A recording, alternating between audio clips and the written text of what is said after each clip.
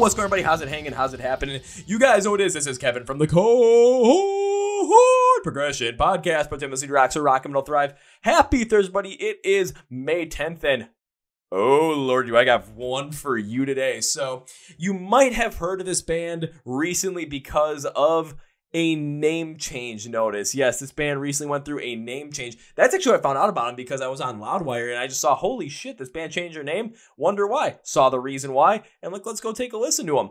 Well, that was about 2 months ago, maybe. And bing, bang, boom, I asked to be on the podcast and we got them. So we talk all about this band's name change, funny stories as well. Just shoot the shit as always. And their most recent single, Lost in Echoes, coming off of their debut album called Lost Souls, coming out on August 13th. So if you knew the band as Captives, they are not that anymore. The band's name is CASKETS, out of the United Kingdom, and they are on the podcast today. So please welcome Matt, James, and Chris to the podcast. Are you guys ready? Because trust me, this one is fun and you're going to love these guys just as much as I enjoyed having them on the podcast. Enough with me talking. Let's go! Yeah. Well, ladies and gentlemen, boys and girls, listeners of the Chord Progression podcast. This band that's on here, I found out about them due to a name change. Yes, I went on Loudwire one day, was cruising around. I found they had to change their name. I'm like, oh shit, let's see what's happening here. Oh shit, let's go and take a listen to some of their music. Oh shit, is there a way I can get them on the podcast to have them talk about this and their music and everything about it? And I'm just like, you know what, let's make it happen, see what goes on. And bing, bang, boom, here they are today. So please welcome all the way from England, the guys from CASKETS. So guys, welcome to the Chord Progression podcast. Hey, thanks for having us. How's everything going in your corner of the world these days? Yeah, it's good. It's going good. Not too bad. We're almost allowed to go out and do stuff now, so that's cool. Very nearly. I'll say we recently were like, okay, you know, you guys don't have to wear masks that much if you're vaccinated. Everyone's just like, okay, fuck it, we're all good now. Woo! Oh yeah, nah. You still gotta wear the masks all the time at the bars. Yeah, I finally had first time I had a chance to do that was like yesterday. I'm just like, okay, let's just walk in this bar, see what happens. No one's wearing a mask anymore. Everyone's just, felt like it was back to normal once again. I'm like, oh, this is kind of nice, but we'll see what happens in like a month or so. Yeah. I just hope nothing bad happens because with live shows returning, especially over here in the U.S., I'm just like, can we just make sure that these start happening again? Because it's been over a year and I'm missing some good concerts, missing me that feeling of just getting rocked in the mosh pit and being like, let's go do this shit again.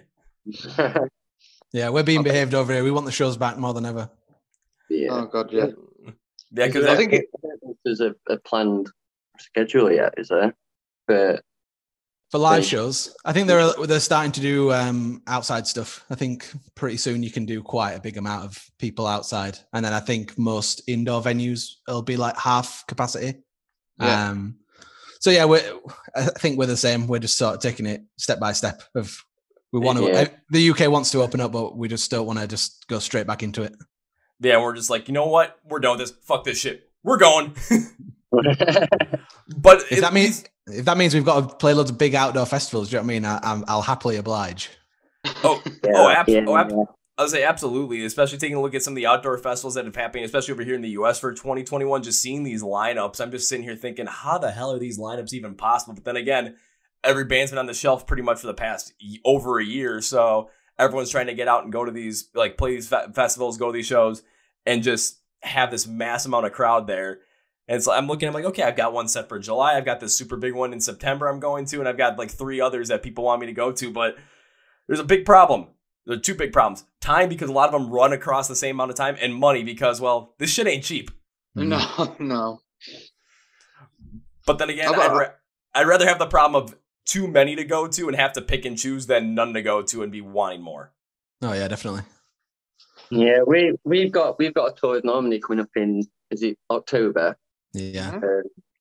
So we're that's Europe and UK, so we're praying to God that things at least are nearly back to normal so that we could at least play some sort of show. But yeah, it's shit at the minute, man. It's proper crap. And yeah, I'd literally go to anything. I'd go to like a barn dance or something at this point. I'll say, well, hopefully by the time that time comes around October-ish, because right now what you said, if you're going to be playing a lot more larger shows, it's going to have to be outdoors. But then indoor shows, inside venues, limited capacity. Hopefully by October, those limited capacity restrictions end up getting removed so that you just go back to playing a full-on normal show and just have people go absolutely batshit crazy. Yeah, fingers crossed. Yeah, the first show back will be absolutely insane. Your adrenaline's going to be just flowing like crazy to the point where, I mean, man, I don't know, you might just end up breaking out in the middle of the song, just go jump into the crowd and just see what the hell happens. See if they catch you. If you fall to the floor, then you just start a pit around you and just see what happens. You might get rocked a little bit, but you know what? Normally happens anyway.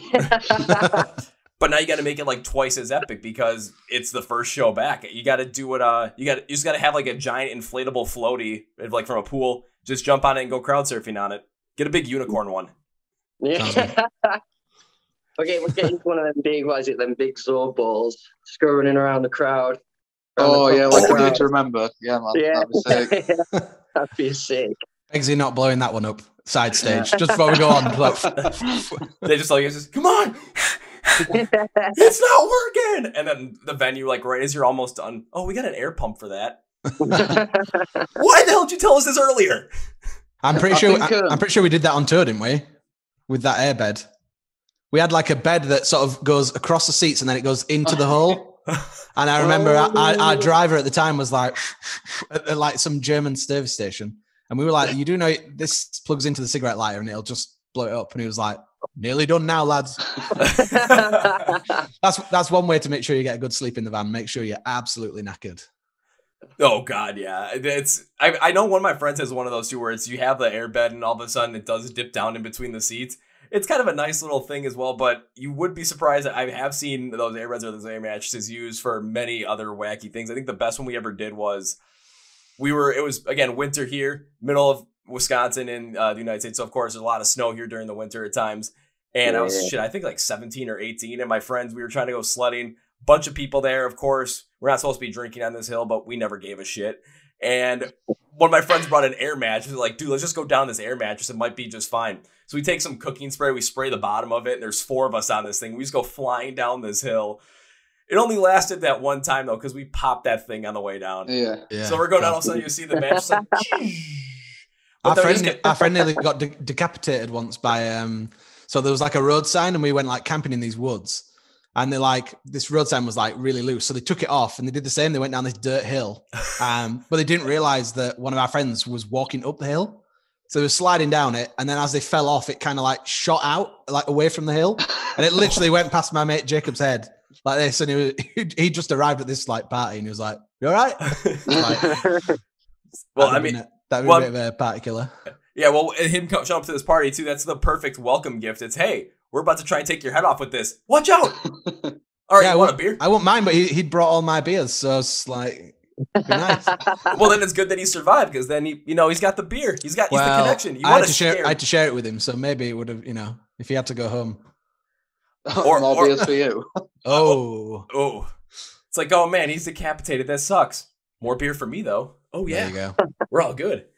All right, guys, before we really jump into everything, one thing I like to do start out these podcasts is to get you guys to introduce yourselves so everyone gets to know you a little bit better, asking 3 questions all the time. The first 2 are super duper simple, super easy. You're going to have no problem answering them. The third one is always my favorite because it does kind of put you on the spot a little bit, but it always has the most interesting answers. So the question to all 3 of you is, what is your name? When it comes to Caskets, what do you do in the band? And the third one is, I want to know a little fun fact, fun, interesting, wacky story about yourselves that will hopefully make me laugh so hard that I fall out of my chair. I've heard all these different crazy stories that come from band members chloroforming other band members, taking them to a beach, burying them halfway in the sand to make it look like their legs got bitten off by sharks. I've heard stories of the bassist from the band Hinder lighting his balls on fire because that's what he does. I've heard stories of people in buses where it's like, okay, you're traveling in vans. Going to the bathroom in a cup in the van because you can't really pull over. Throwing the cup out the van, only for the cup and the pee to come back in the van and hit the guy in the back and basically give him a golden shower. Yeah, so I've heard all these random wacky ones, and I'm always down to hear if you guys can tell me a story. That'll make me fall out of my chair. So whoever wants to go first, Guys are good to go. I'll go first. I'm James. I'm the drummer in Caskets. I'd say a bit of weird story. I went to a festival a while ago, and it was pissing it down for ages. So one of my friends ended up giving up on the weekend and going home. And because it was a group of lads, we all decided to use the toilet. The tent as a toilet. And like an idiot, I went in there quite drunk, and my friends were like, "Oh, don't worry about it. Like everyone else has done it." So I went in on my wellies, pulled down, went to start going to the toilet, and my mates picked it up, and I went all fours and just had piss absolutely everywhere. And this were on the Friday of the weekend as well. So I had to go get a shower at the festival for the first time. And I used my entire amount of baby wipes on that Friday for the full weekend. It was disgusting. That's fucking gross, dude. Can I ask, were you only doing number ones, or was the number twos as well? Well, my plan was to go for the number two. That's why I had my trousers around my ankles. Didn't fancy walking 2 minutes further to go to the box? Well, this was like 2 o'clock in the morning, and we were all very drunk, so I thought it was a good idea, and obviously it weren't. Into the shit tent. Say, I know many times when I get friends that do that stuff, it's like, okay, we're just waiting for some time to mess with them. It's always the perfect time, but no one ever pulls it off. Everyone's kind of like, oh no, we don't want to mess with them too much because what if they get shit all over themselves? Well, now I know when I go to the festivals that I go to this year, if I see one of my friends goes in one of those things, I'm just gonna be like, it's my time now, and my plan to get 2-3 people. We'll just like jump into the side of one of those porta potties, just knock it. All of a sudden, it goes flat on its side, and next thing you know, they come out like hopefully it can knock it so that the door opens top. Because if we knock it all of a sudden like the doors in the bottom and we have them stuck in there, then we're just in for a bad time. Well, I mean, it was funny for everyone else, but I can't say I enjoyed it much. It's funny for everyone else, but it's not funny for you for like that first couple of weeks after it happened, because it's like, shit, you still think of it now, you're looking back, it's like, okay, that was kind of funny. I was laughing about it next day once I was late. Is it funny to look back on? Oh yeah. I bet you saved up for weeks to buy so many baby wipes as well, didn't you? And they're gone on day one. You'd got proper on brand as well. You didn't get knockoff ones. You got nice baby wipes. Oh no, yeah, I got the nice Pampers ones. I thought, I'll get 2 big packs. I'll do them for weekends, and no, one night. Oh, holy shit! Okay, literally, holy shit. I think Matt's the only one that could probably top this. Matt gets himself into some scrapes. Yeah. Do you reckon you can top it? Do you want me to do a tame one while you think? Yeah. Okay. So I'm Chris. I'm the bassist. Once my old band, when you're first starting out in bands, we got off this show because another band dropped out. So it was like when bands like 4 Years Strong and Set Your Goals and things like that were like the sort of music to play. So we were in a similar style band to that. And before every gig, we used to like flip a coin and be like, right, somebody's got to do like a guitar spin. And the coin had never landed on me and never had to do it. And I was playing with like a pretty new guitar that was loads heavier than my normal one. So I flipped this coin and I'm like, oh, it's me. So I was like, oh, right, I'll practice before we go on. So I'm stood on this grass on this outside bit and I do a couple of them and I'm like, okay, right, I've got it. And then we start playing and we get about 2 songs in, but then it starts to rain because we're in the UK. So this woman brings over this like gazebo and we're still playing and stuff. And I was like, oh, it's getting to the bit where I'm going to do it. So I like psych myself out. I go to do it, I throw the guitar, it hits the gazebo, smacks me on the head, falls on the floor. And like, literally, I was that close to being concussed that I just was like, I should definitely just carry on. So like 2 of the strings had broke off. I'm pretty sure the jack had broke inside. So it was just like, and I was like, the best way to style this out is to just pick it up and keep going. So I had to like play the rest of the song with this guitar that was just, it wasn't good. But I'd psyched myself out. So I was just like, I've just got to do it. But yeah, it didn't end well. And for ages, like that's what I was known as because that was like the biggest show that we ever got to play.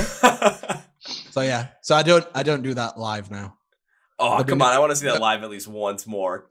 We need, no gazebos though. That'll be my diva thing. I'll do it, but if there's any gazebos, I'm saying no.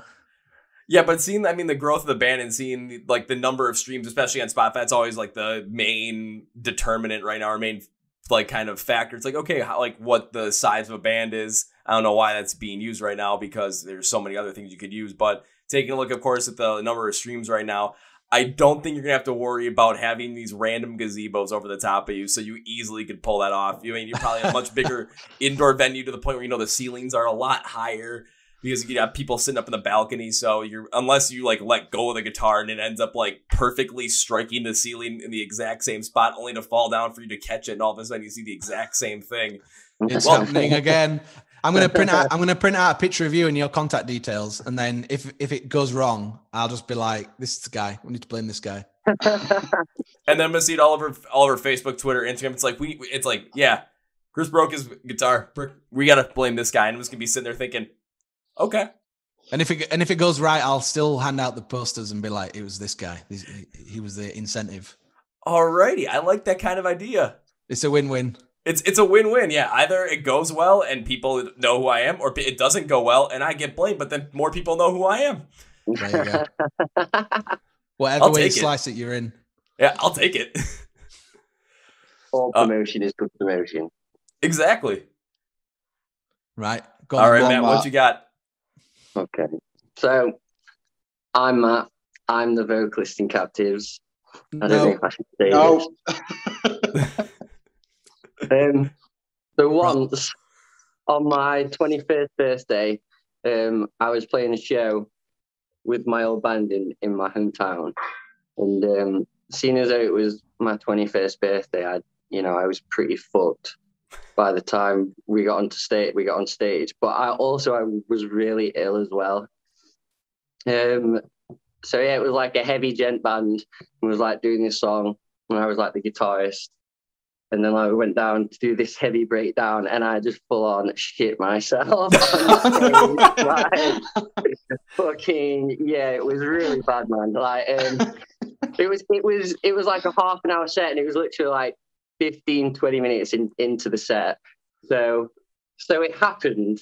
And I was like proper fucked on stage, and like half my brain is like full on worrying about what's just happened, and the other half's like, thinking about what I'm playing and stuff like that. And somehow, fuck knows how, but I got through the gig. And I can remember, like, as soon as I got off stage, I got dragged behind the bar by the guy that owns the bar. And said that he could smell it from the bar. Which was on the other side of the fucking venue. Like, but luckily enough, like, he was a friend of mine. So, like, he went upstairs and, like, he gave me, like, spare pair of trousers and boxes and stuff like that, because I was proper fucked. So yeah, that was probably the most embarrassing moment in my musical career. So good job you had those skinny jeans on, wasn't it, mate? Or it'd have been coming down.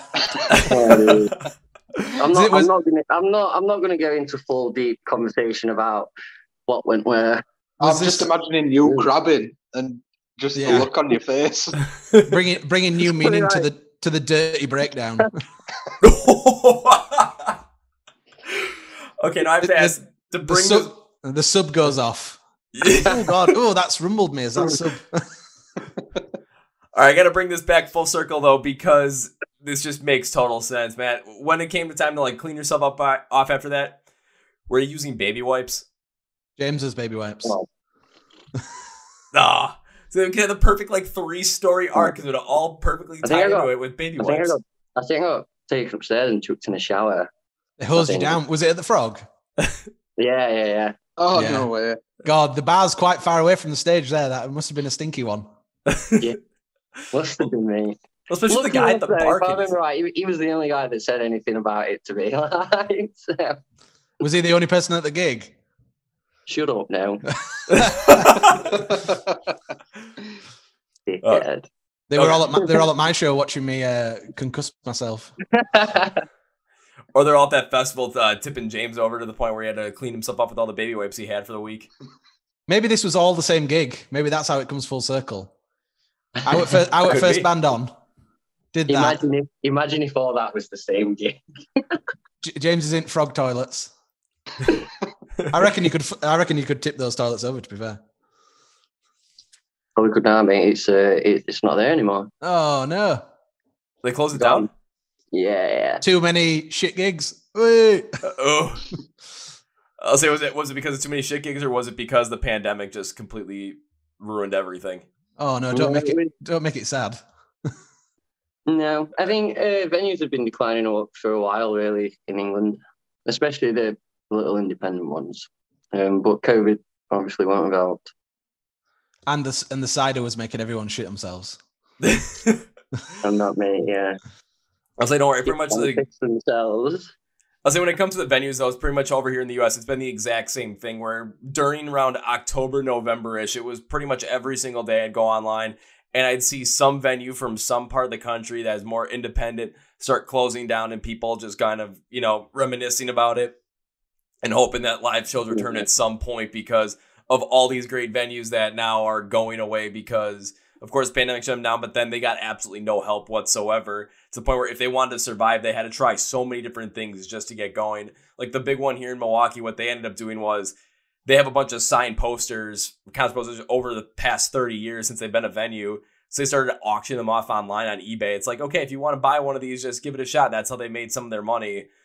And I ended up bidding on like 5 or 4 of them. I can't remember how many I bid on. There's one I completely forgot about. I just put in a bid. I'm like, okay, let's just see what happens. Completely forgot about it. A couple days later, I checked my email. It says, hey, man, you won this poster, but you haven't paid us. What the hell? I was like, oh, shit. I actually won. And it was the one I forgot about, and it was my favorite band. So I'm like, okay, yeah, here's the money. Give me. But then they also did a haunted house thing for Halloween because the venue is supposedly haunted because 2 people have died in the venue before it was a music venue. So apparently their ghosts still roam around. And while everyone's kind of walking around, it was basically pitch black in the dark throughout the whole entire venue. All they gave you was a flashlight to explore. That was it. That sounds cool. creepy, man. I saw that Rick Paramore, they sold a load of merch for a venue in Nashville or something because that were getting closed down or something. And they ended up raising like $45,000 or something like that. Well, crazy. I'd say you'd be surprised that like some venues they've just kind of have, especially if they're larger venues that have a lot more history behind them, they've been able to do some of those things. But a lot of the smaller, newer ones, those are the ones that have been having the most amount of trouble because they don't have all the kind of things to do that stuff with, where they don't have all the history to say, okay, we're going to sell some of these old posters that we have, some of this old stuff that we have lying around because they might have only been around for 2 to 3 years. How much can you really sell off at that point before losing your whole entire venue's aesthetic? Or you're trying to raise money for different other causes, like, okay, you're going to create your own merch, or shirts, whatever it might be. But because of how new of a venue you are, people don't have that personal connection to it, where some of these older venues that have been around for so long that people have seen, 10, 11 shows a year at, they're going to be the ones wanting to support those instead of the ones that are 2 to 3 years old that you might have seen one at. It's just... Yeah, it makes sense. If you've had some sort of like good memory at the place, then it is sad to see it go. Like in Leeds, we had a place called Cockpit, which was run by the same people who run our like main sort of alternative venue now called Key Club. But that was really sad to see it go, even though it was like the place was awful. Do you know what I mean? I was like, I think they closed it because it had like toxic mold. Like I think people used to just like drinks and stuff used to go everywhere, and I think over years and years and years it just sunk into the floorboards and like it was terrible. But if they'd have done some sort of like charitable thing for that and sold t-shirts, like I would have bought one. Do you know what I mean? Even though it's not like, it's probably not the smart business thing to do to keep like it going. But like you say, when somewhere's got history, do you know what I mean? Of going, well, think of all the people who've played here, people's first gigs have been there that they played themselves or first show they've ever been to and stuff. And like, I can see what you mean. Like the older venues have definitely got more of a shot for doing stuff like that than... You're not going to be in the haunted brand new venue, are you? Of being like, it's haunted. I mean, unless the building has a long history of it before. And like here in Milwaukee with the Rave, it's only 30 years. It's a 30-year-old concert venue, but the building was built back in 1922 when those 2 people died in the building. It was before the venue was a music hall. Yeah. So it does have a lot of other history behind it as well. But I mean, now like almost a third of its history has been as a music venue. So there's so many other things going on there, to the point where, again, when I did that whole entire like haunted house thing, everyone's kind of like freaked out looking around all these things. I'm looking around on the floorboards like, wonder if the blood I still had that I spilt back in 2019 is still down here. I was looking at all, like, there's there's 3 stages in there, like inside, even though they can hold like 7, but there's 3 main ones. And I'm looking around the floor like, okay, was that here? Was that here? Was that here? Just going nuts. And all of a sudden I'm walking around the bottom floor on the basement floor on the basement stage, walking behind him like, huh, what's behind here? And the whole entire time, the venue has a pool that is before it was a music venue. It was like a health club kind of thing, but also like a much bigger like social club. But they had a giant pool, and I've always been trying to find the pool. I was just walking down this hall, opened the door, and there's the pool. There it was, and the venue to kind of create more of like a haunting vibe. They had a smoke machine in the base of the pool, but then they had a little red balloon sticking out from the grate. So it looked like Pennywise the Clown. People are walking in there. They're starting to freak out at what's going on. There's me with my flashlight looking at the walls on all the signatures from all the bands that have signed the walls. I'm like, which ones have I been to? Which shows have I been to? Just going absolutely nuts. So many signatures, so many small ones. I'm like, damn, I'm not finding anyone. I stumble upon this gigantic ass signature that says Ice Nine Kills was here. I'm like, well, I was at that show. And I looked at the day. I'm like, yep, that was me. Yay. It's also like, gotta take a picture of me going like this. They'll have definitely left that red balloon there. They'll be coming back for it. Yeah, probably, yeah. I hope so. I'd love to see Ice Nine Kills play here again. It's like, please. So if you guys are listening, please. Also, you guys, if you get a chance to come over here, please come play in Milwaukee. Oh yeah. We saw Ice Nine Kills play in Germany, didn't we? Yeah, Berlin. Ridiculous their show. So good live. I'd be stressing out if I was them, because after every song, all the house lights they kill all the house lights, and obviously they do like costume changes and set pieces and stuff. But that's your one little bit of respite in it, where you're like, right, I dropped the plectrum halfway through that song, and I need a bottle of water, but then suddenly it's just like black, and you're like, oh crap, I can't see anything, I can't do anything. Next minute, there's some guy stood next to you with a chainsaw, and you're like, oh god, next song.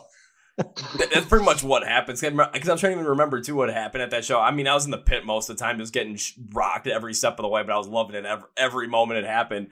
And all of a sudden, again, after every single song, the lights just went completely black for maybe 5 seconds. All of a sudden, they come back on, and all of a sudden now, okay, there's a chainsaw. Okay, Spencer's gone. Okay, now he's coming out dressed as Ghostface from Scream.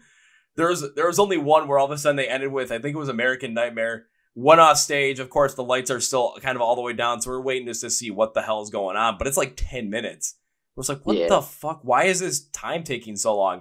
All of a sudden, you start hearing the circus music, and everyone's just thinking, oh shit, here comes Spencer out in the full clown makeup and everything. We're just thinking, yep, this is definitely worth it. And then it's just, oh man, the pit, we just kind of are like, okay, we know what's happening. Let's just open it up a little bit more. Let's just wait for it. And they've got a polished show, haven't they? Like, yeah, you get your money's worth. Oh yeah, definitely. Oh, absolutely. We were, was it our day off? We had a day off on tour, and we were like, oh, we should relax, do something. And then I think our friends in a band called Await the Dreamer were like, oh, we're playing with Ice Nine Kills in Germany. And we were like, oh, we're in Germany. Forgetting that Germany's massive. So we were like, oh, cool. Yeah, we'll come to Berlin, put it in the sat nav, and it's like, right, 4 or 5 hours just to get there. And obviously we've got to drive back. But that was a really good night for us. We got there. Because we stayed over and we had a driver, we could all have a drink and stuff. And like, that was a really good night for us. Like, we got to see our friends, got to see Ice Nine Kills. And it was like a really good vibe of like, everybody in the band was, do you know what I mean? We were all pissed. When that night we went into that proper little dingy pirate club or whatever it was. Yeah, that was over the road from the venue. And they like, I was drinking and those boys were like playing foosball or something. And it turned out one of the guys who were playing foosball, it was like the bassist from Zebrahead or something. Right? Can you remember? That was in. That's a different night. Yeah, that was nuts. That was crazy. The one with Ice Nine Kills was we literally walked out of the venue and then immediately over the road. Because everybody was like, where should we go drink? And we were like, there. Yeah. That place that's right there. And someone was like, there's someone here where we can get an Uber, and it's like 20 minutes. And we're like, there. That Mexican as well that we went to beforehand. Best nachos I have ever had. I was talking to someone about that the other day, because I was like, what was that sauce that was on it? And it's like that mole sauce. Oh, I don't know what it was, but it was fucking sick. Yeah. Are you talking about the mole sauce, that chocolate sauce? Oh, is it chocolate? Yeah, the chocolate, because I know typically around Mexican culture around Day of the Dead, so that'd be November 2nd. Typically around that time they have the special kind of sauce that they make. It's like a spicy chocolate sauce. Oh. Called mole. So when you said mole, I'm like, is that? Yeah, it was. what I'm thinking It was this definitely is? called mole. It was green though. I think it was almost like a really just tasty salsa.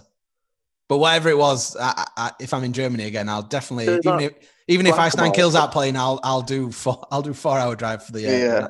for the And then nachos. they had some like super cheap cocktails as well, and I can remember ordering maybe his third one, and me and Chris were just like, well, already a bit tipsy now.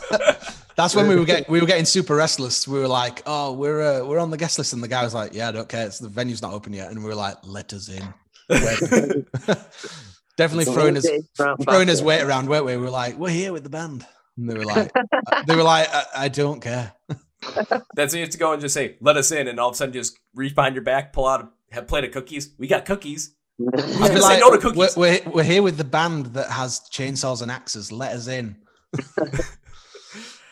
I mean, that's pretty hard to say no to because, well, why? If we don't let you in, what's going to happen? Well, the band that has chainsaws and axes is going to come out and use them. Yeah, it's like you might die, but hey, you'll be in a music video. Yeah. Oh God. Okay. Well, one thing I do want to touch on with you guys is, of course, now getting the music, even though we basically shot the shit for like a half hour already, and that's usually what ends up happening here, which I absolutely love, but always want to talk about your guys' band as well. So, of course, the big thing I want to ask is the fact that you guys had to change your name recently, because you originally were called Captives, but then there was a name changing involved, so you guys had to go to Caskets.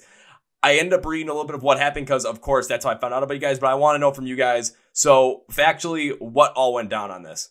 Shall I take this one, boys? You should definitely take this one. I've definitely got the correct headgear for the announcement.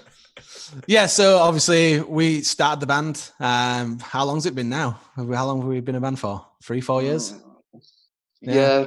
3 years ago, start the band, needed a name.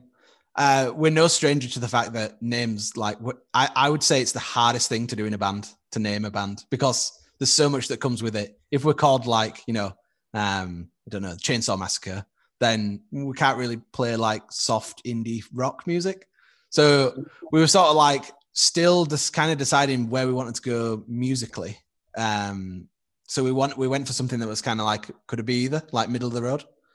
So we put a load of names in a hat, sort of voted on those. Captives was the one that we ended up going with. And for 3 years, no issues or anything like that. There was obviously other bands called Captives, but they were relatively small. Didn't seem like it would be a massive issue. Like I'd say most bands now, if they've got a single word name, there will be some other band that has that. So we were minding his own business. Things started to go well for us, picking up. And then one day we were filming our live sessions for Sirius? Was that the day? And our manager messaged us and said, oh, you've had like a legal letter about the name, basically telling us destroy all your merch, change your name, take the post down, take your website down. You've got X amount of days to do this. And obviously we didn't want to do that. We've spent a lot of time and effort establishing the name. But they'd gone really hard on the legal letter. It wasn't sort of like can we have a chat about this? It was like, you do this or, we're going to sue you sort of thing. So we sought legal advice from our music lawyer, and he said, well, probably best to sort of match them going, look, we're not going to do it. Like, and then I won't bore you with the back and forth, but it got to a point basically where we could have won the case. They registered for the name Captives as a band in the UK, despite never coming over here, never touring here, not seeming to have any plans to do so.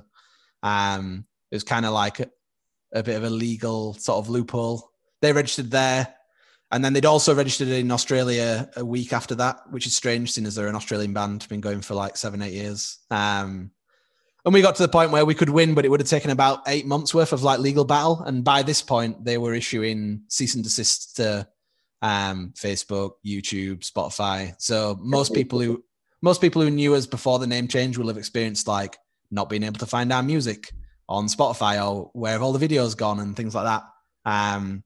So we just took it on the chin and said, look, if at the end of the day, the music is what speaks for us, like that's our message. We want to write the music that we enjoy and that our fans enjoy, play shows, do all the things that, the reason you want to be in a band.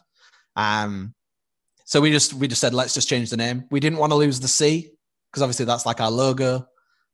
We didn't want to use the yellow as well because we think that's like attributed to, if someone thinks of our band, they'll think, oh yeah, the one with the yellow merch and all that sort of stuff. So we tried to keep the name as close as possible. We'd had some of the names from the first round when we originally named, we still had them on a document.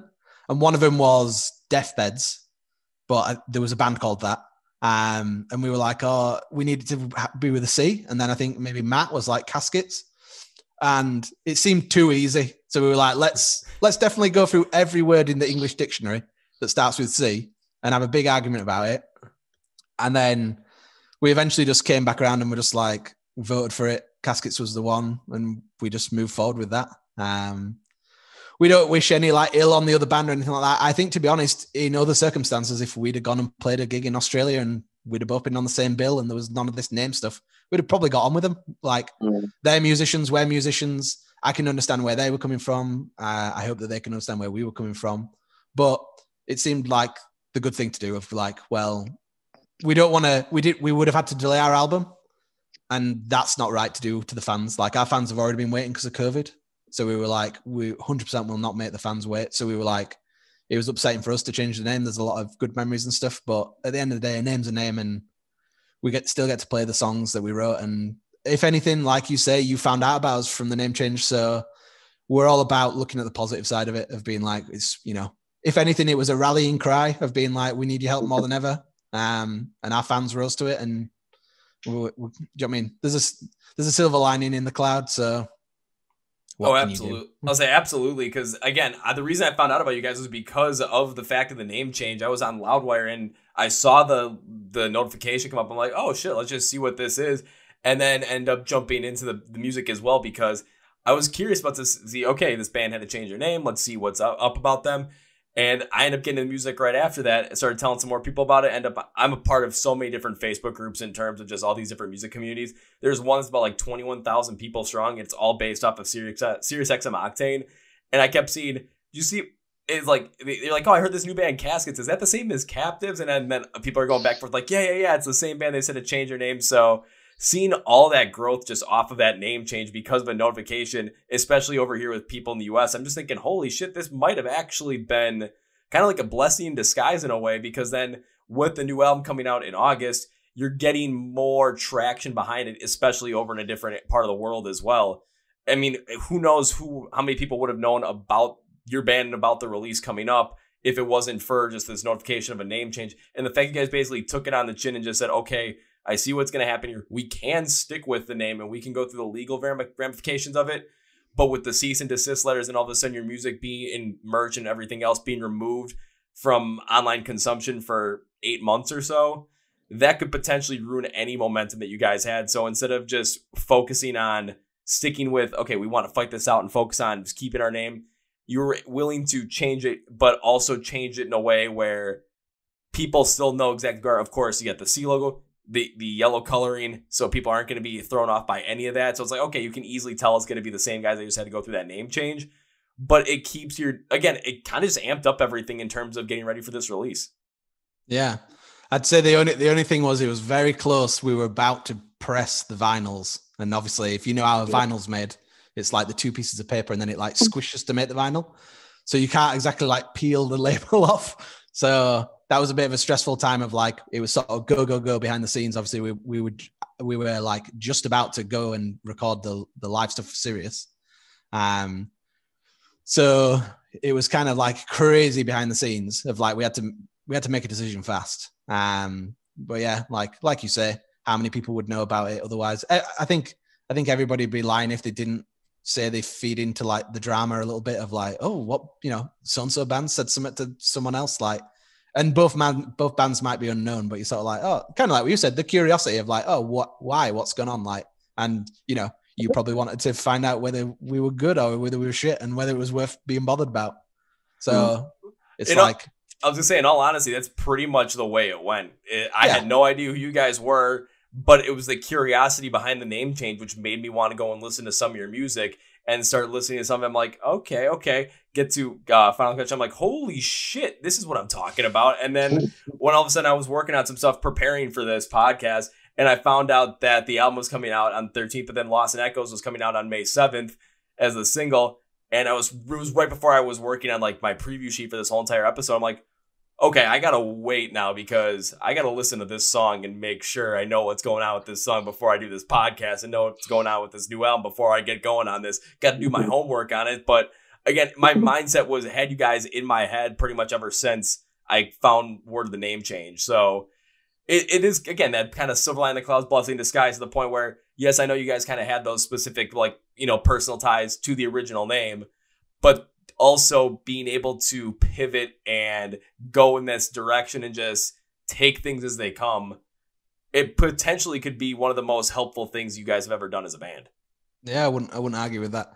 I think it's shown a lot of, for us as well, it shows like how quickly it could all sort of go away, kind of thing. Like it pulled us together as a band of like, if there was any sort of like, oh, Matt's annoying me sort of thing, like that, and COVID was sort of like, look, you're doing this because you're passionate about it, you want to do it, and we're the sort of guys where like if a little bump in the road is going to ruin it, anything could have ruined it. It wouldn't have been a name change. Like I always said to the guys when we were really stressing about it, I said, it's terrible. Like we're having to do this name change thing. We're going to have to throw away all this merch and all this sort of stuff. We've got fans who've got the old logo tattooed on them. Like we felt awful.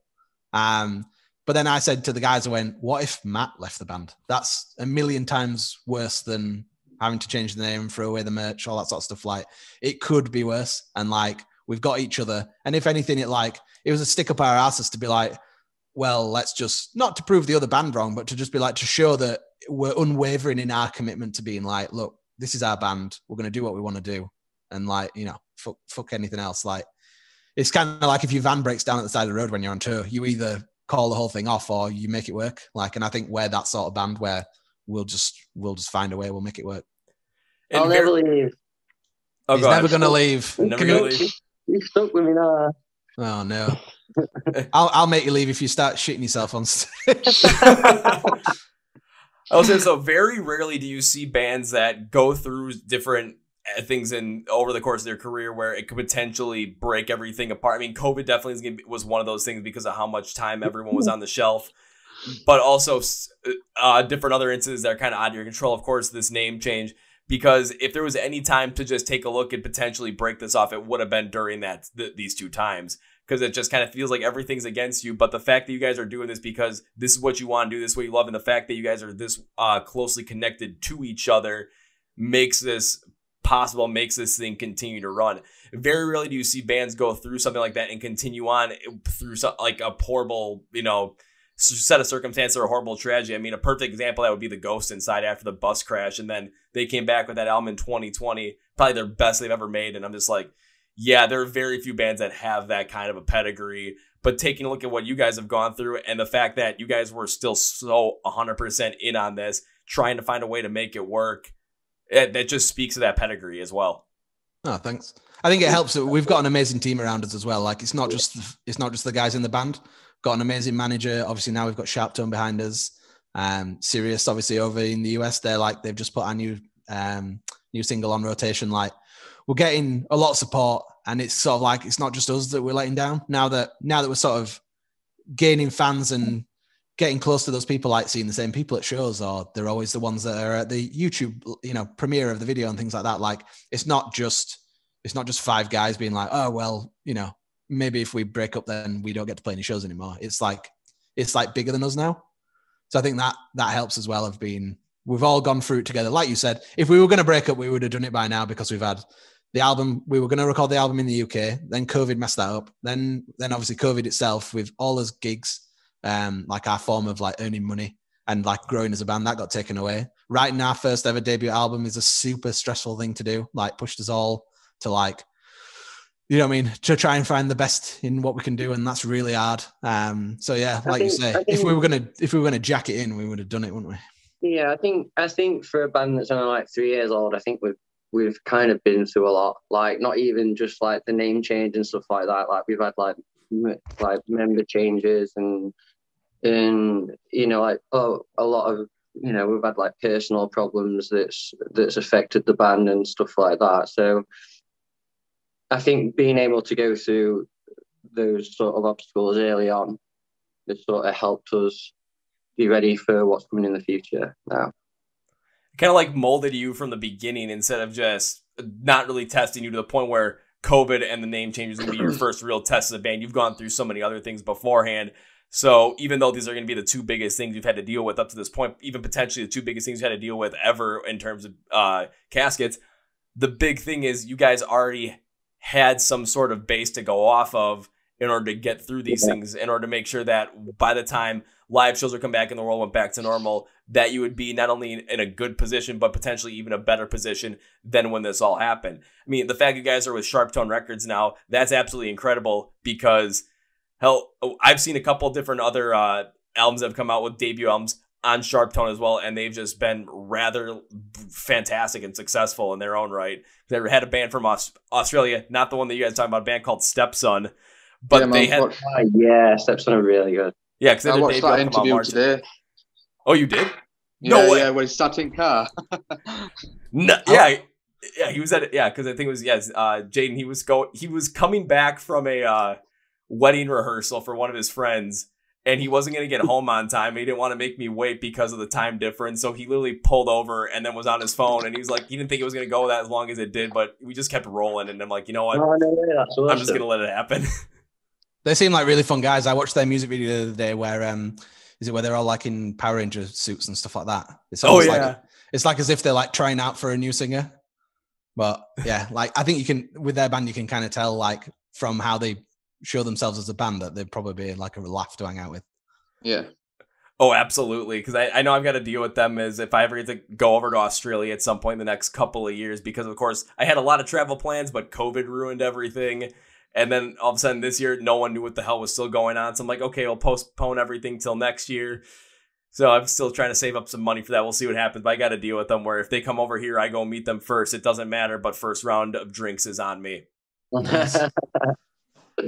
I'll say, don't worry, guys. You guys are well on your way to that same deal as well. Oh, yes. Yeah. We'll drink Matt so that he doesn't, poop. No cider. No Frog Works Up cider. Rum and Coke, maybe.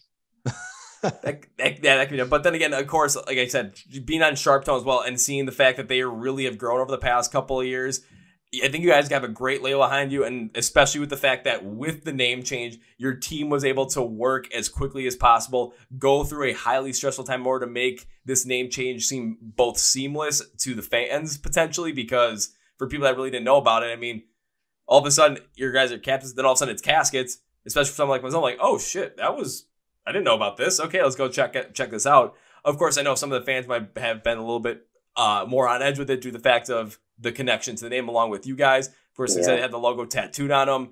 But again, kind of being able to work quickly and efficiently to make sure that you guys got the name, figure out the name, you guys able to figure out the whole entire logo thing as well. But then with getting those vinyls pressed, you're able to make sure that you figure that out quickly enough so that before they got pressed, you could have all the artwork redone that you need to do to make sure that the name was on there correctly.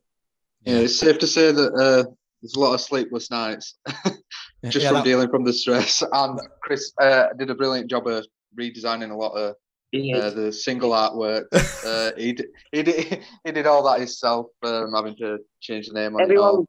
Everyone really rallied together with it. Like even all the fans and stuff that have done reaction videos on YouTube, like they rallied together and like changed it from Captives to Caskets like really quick. Do you know what I mean? Like, and our fans managed to get the word out like super quick. Everything we was really worried about as soon as we'd announced it, like how long it'd all like sort of go on for. Do you know what I mean? And if how that would affect us. But Facebook wouldn't let us change his name, would it? No. My God, no! Not for ages. Not for ages. We had to keep Captives in the name, so we had to be like Caskets, formerly Captives, so that Facebook was like, okay, you've still got the same name. Do that for ages though, like. And then we had to take Captives out. It was almost like we had to sort of, Facebook's shit, mate. Honestly, it's just shit. So we were kind of like what Matt was saying. We were really worried that we'd lose our voice of being like for us changing the name was like the worst thing ever. But then changing it, and if all our social media accounts and things got deleted, then we've then got to re-find fans on an account for a band name that's not not like a ridiculous difference, but it's still like, oh, Caskets band has sent you a message, but you've never dealt with them. Like, it's kind of like starting from zero. So that was scary for us. Of like, if we lost our voice, we didn't have like a newsletter or anything like that where we could be like, everybody come back. We'd have been a shit treat. We had a panel name. Yeah, we'd have been handing out we'd be out flyering, wouldn't we? Have you seen this band formerly? However, man, I can totally agree with you when it comes to Facebook as well. Because I was trying to change the name of what I have going on too, because I shortened it to MSOTD Rocks for the whole entire base of everything, just to shorten up the name. But when I was trying to do that, I'm like, I'm literally going from just a long name. I'm just putting the initials in there. That's it. Trying to change it on Twitter, Instagram, YouTube, everything super easy. It was like no problems. Yeah. Trying to change it on Facebook. It took me 3 weeks just to get it changed. And I was going back and forth with Facebook support. They're like, well, this name isn't the same. I'm like, I said, literally, take a look at the first letter of each word. And then, because there's 5 words, compress it. Yeah, that's what's there. And you see the periods in between. It's the initials. Oh, but it's still not the same name. I'm like, I like where you go onto a process that's called change your name, and you change the name, and then Facebook goes, this is a different name, and you're like, it's like, that's the fucking point, guys. God, that's like putting like bread in a toaster and it coming out as toast, and then being like, what? This is different. This isn't meant to happen. That is probably the perfect analogy for it, honestly. Facebook is a toaster. You heard it here first. Facebook is a toaster, but it is so surprised when all of a sudden, oh my God, it's toast. This isn't right. It should be bread. It should still be like plain bread. Yeah, it just holds the bread for a couple of minutes so you don't eat it. It gives it back.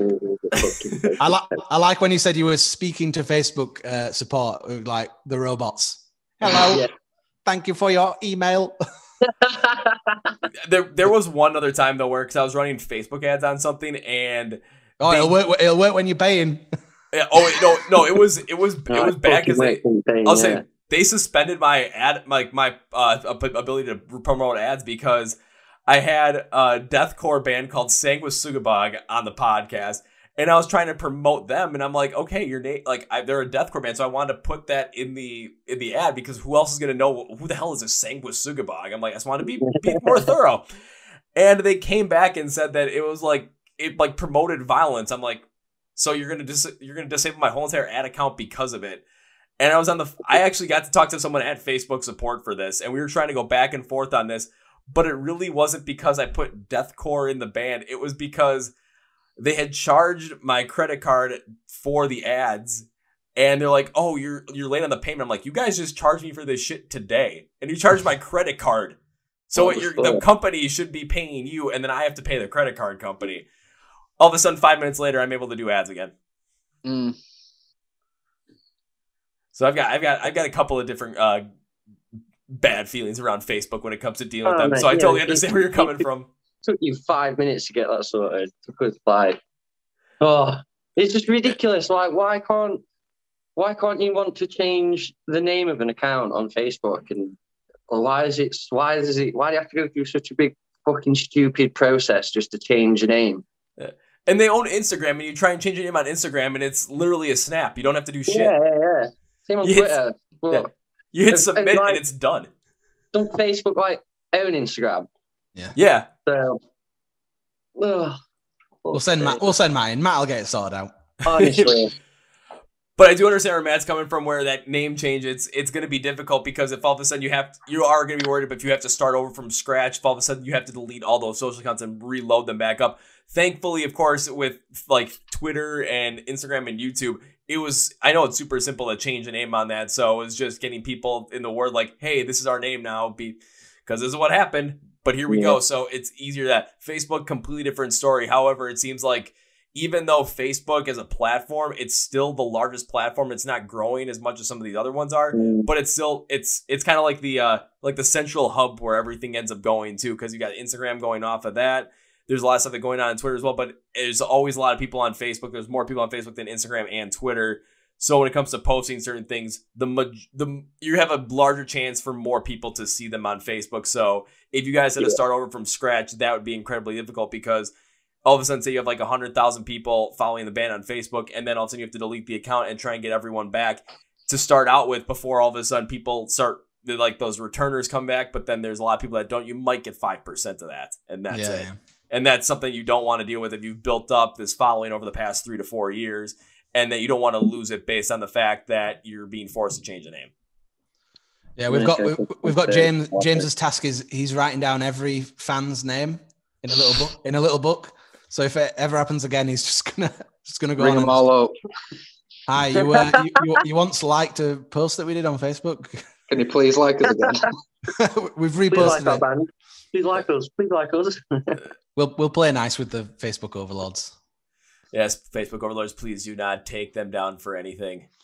If anyone take down, I'm trying to think of some other random band to tell them to take down, but no, you're not allowed. It'll take 3 weeks for him to read your email anyway. If that. Unless we're somehow able to actually get on the phone with somebody and then figure it out in 5 minutes. I bet Facebook fucking hate us, mate, to be honest. That's a little black mark against your name now. Again, I probably, like with that whole entire ad thing, I probably got one or two strikes at this point for something. Because then all of a sudden, because I always post a song of the day feature every single day, and on Facebook, it was like I'd always post like a 30-second preview on it, and it was perfectly fine. All of a sudden, October 2020, they completely redo their policies, and now if I do it, like I get a copyright strike on me, even though I have all the licensing for it. So I just said, you know what? Fuck this shit. I'm just going to end up posting it on Twitter and Instagram. I'm like, but you guys own Instagram, and I'm able to post all this shit. This makes no sense. Strokes cat evilly. Evilly, like Dr. Evil? Yes. I'm trying to get my flatmate to rewatch them at the minute. Fire the laser! Fire the laser beam! All I want is freaking sharks with freaking laser beams on their freaking heads. It's one of them films where I watched them as a kid, and I never really got it. And then I got to about the age of 15, 16, watched them all again. I'm like, this is fucking amazing. So there are so many movies like that, though, you'll watch and all of a sudden, you've watched them as a kid. I'm trying to think of a couple, like Dodgeball. There's this older movie that came out in 2001, not well known. It's called Rat Race. I remember watching it as a kid. God, Rat Race is ace. I remember I watched it when I was like 6 years old.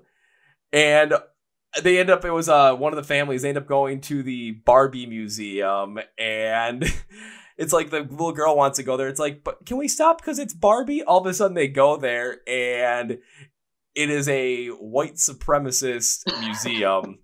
And I'm laughing as a kid because I'm like, oh, it's for a guy. It's not for a Barbie. My parents are laughing for a whole different reason. And then I watched it again when I was 17. I'm like, oh, that's why they were laughing. Whoops. Who's in that? That's really famous. Rowan Atkinson is in that. John Lovitz, John Cleese, Whoopi Goldberg. Oh, John Cleese. Lee Evans is in Lee Evans. That's who I was thinking of. Do you know what I watched? They steal Hitler's car, don't they? Yeah, they do. John Lovitz does. Yeah. I watched that on a plane going to America. It was like the in-flight movie. That's a good in-flight movie, though. I must have been really young, but yeah, that was cool. That film. Then I'd say films like that, like Austin Powers and stuff. They're kind of like our childhood version of people who watch like Anchorman and stuff like that, or like Step Brothers. You know, like the quotable. I remember at school when Austin Powers came out, you would just say the quotes to each other, And I feel like there's certain movies for generations where it's like... Yeah, I think Step Brothers were probably that for me in high school. They were just on constant repeat. But you'd just be like, I want some orange sherbet.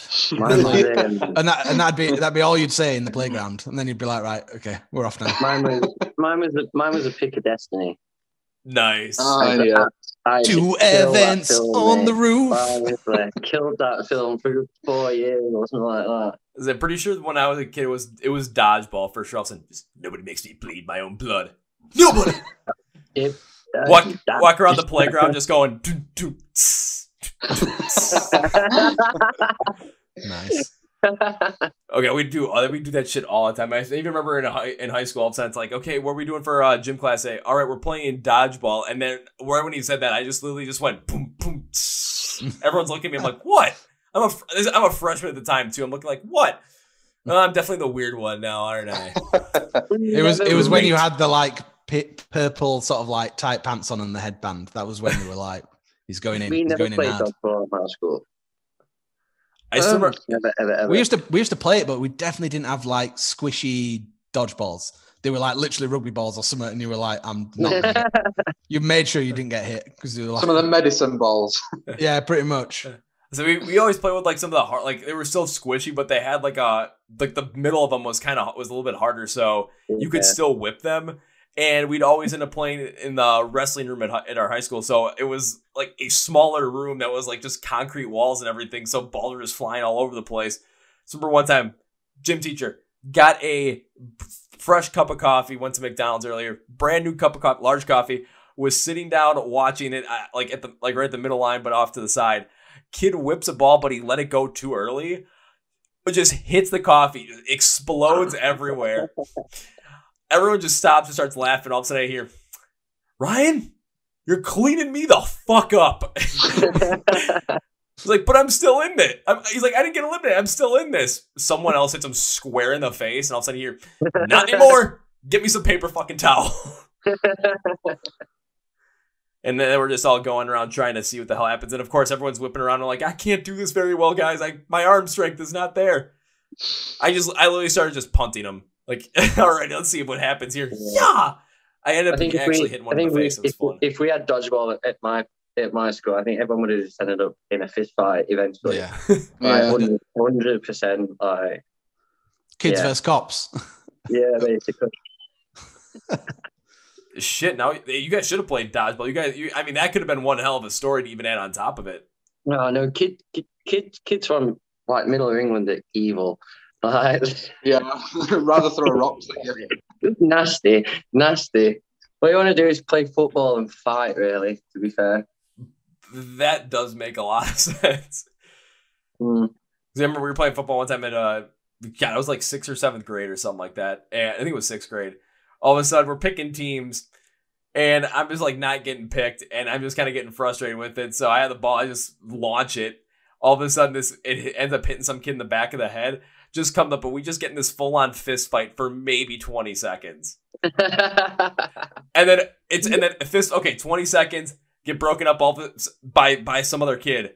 Like, okay, break it up. Took 10 seconds, shook hands, and that was it. Yeah, you like as a kid at school, it's always like getting into fist fights, but they never ever lasted long, did they? To be fair, no, they never lasted long. But the thing that pissed me off the most about it was after like 3 hours later, all of a sudden this kid and I get called in the principal's office, and in the class we were literally sitting next to each other working on a project together, and it was pick your own partners, and we picked each other to work on this that same day. So they were going off about how like trying to just like resolve our issues and like talking about like giving us school like suspensions from school. We're like, no, we literally figured this out. It's like I was like, yeah, we shook hands. Like we literally said we shook hands after this, and it's like, well, when you guys came to go and get us to come talk to us, we were literally working on a project together. It was a pick your partner project, and it was the two of us. Like clearly, whatever the hell happened during that was for the good, and then we end up getting like in-school suspensions off of that shit.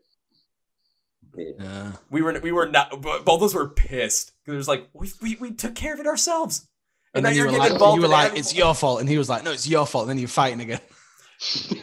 No, pretty much after that. In my school, they wanted like if you was like being bullied by anyone or anything like that, it was always you'd always arrange to fight. Like me and you round back at sports hall after school every time.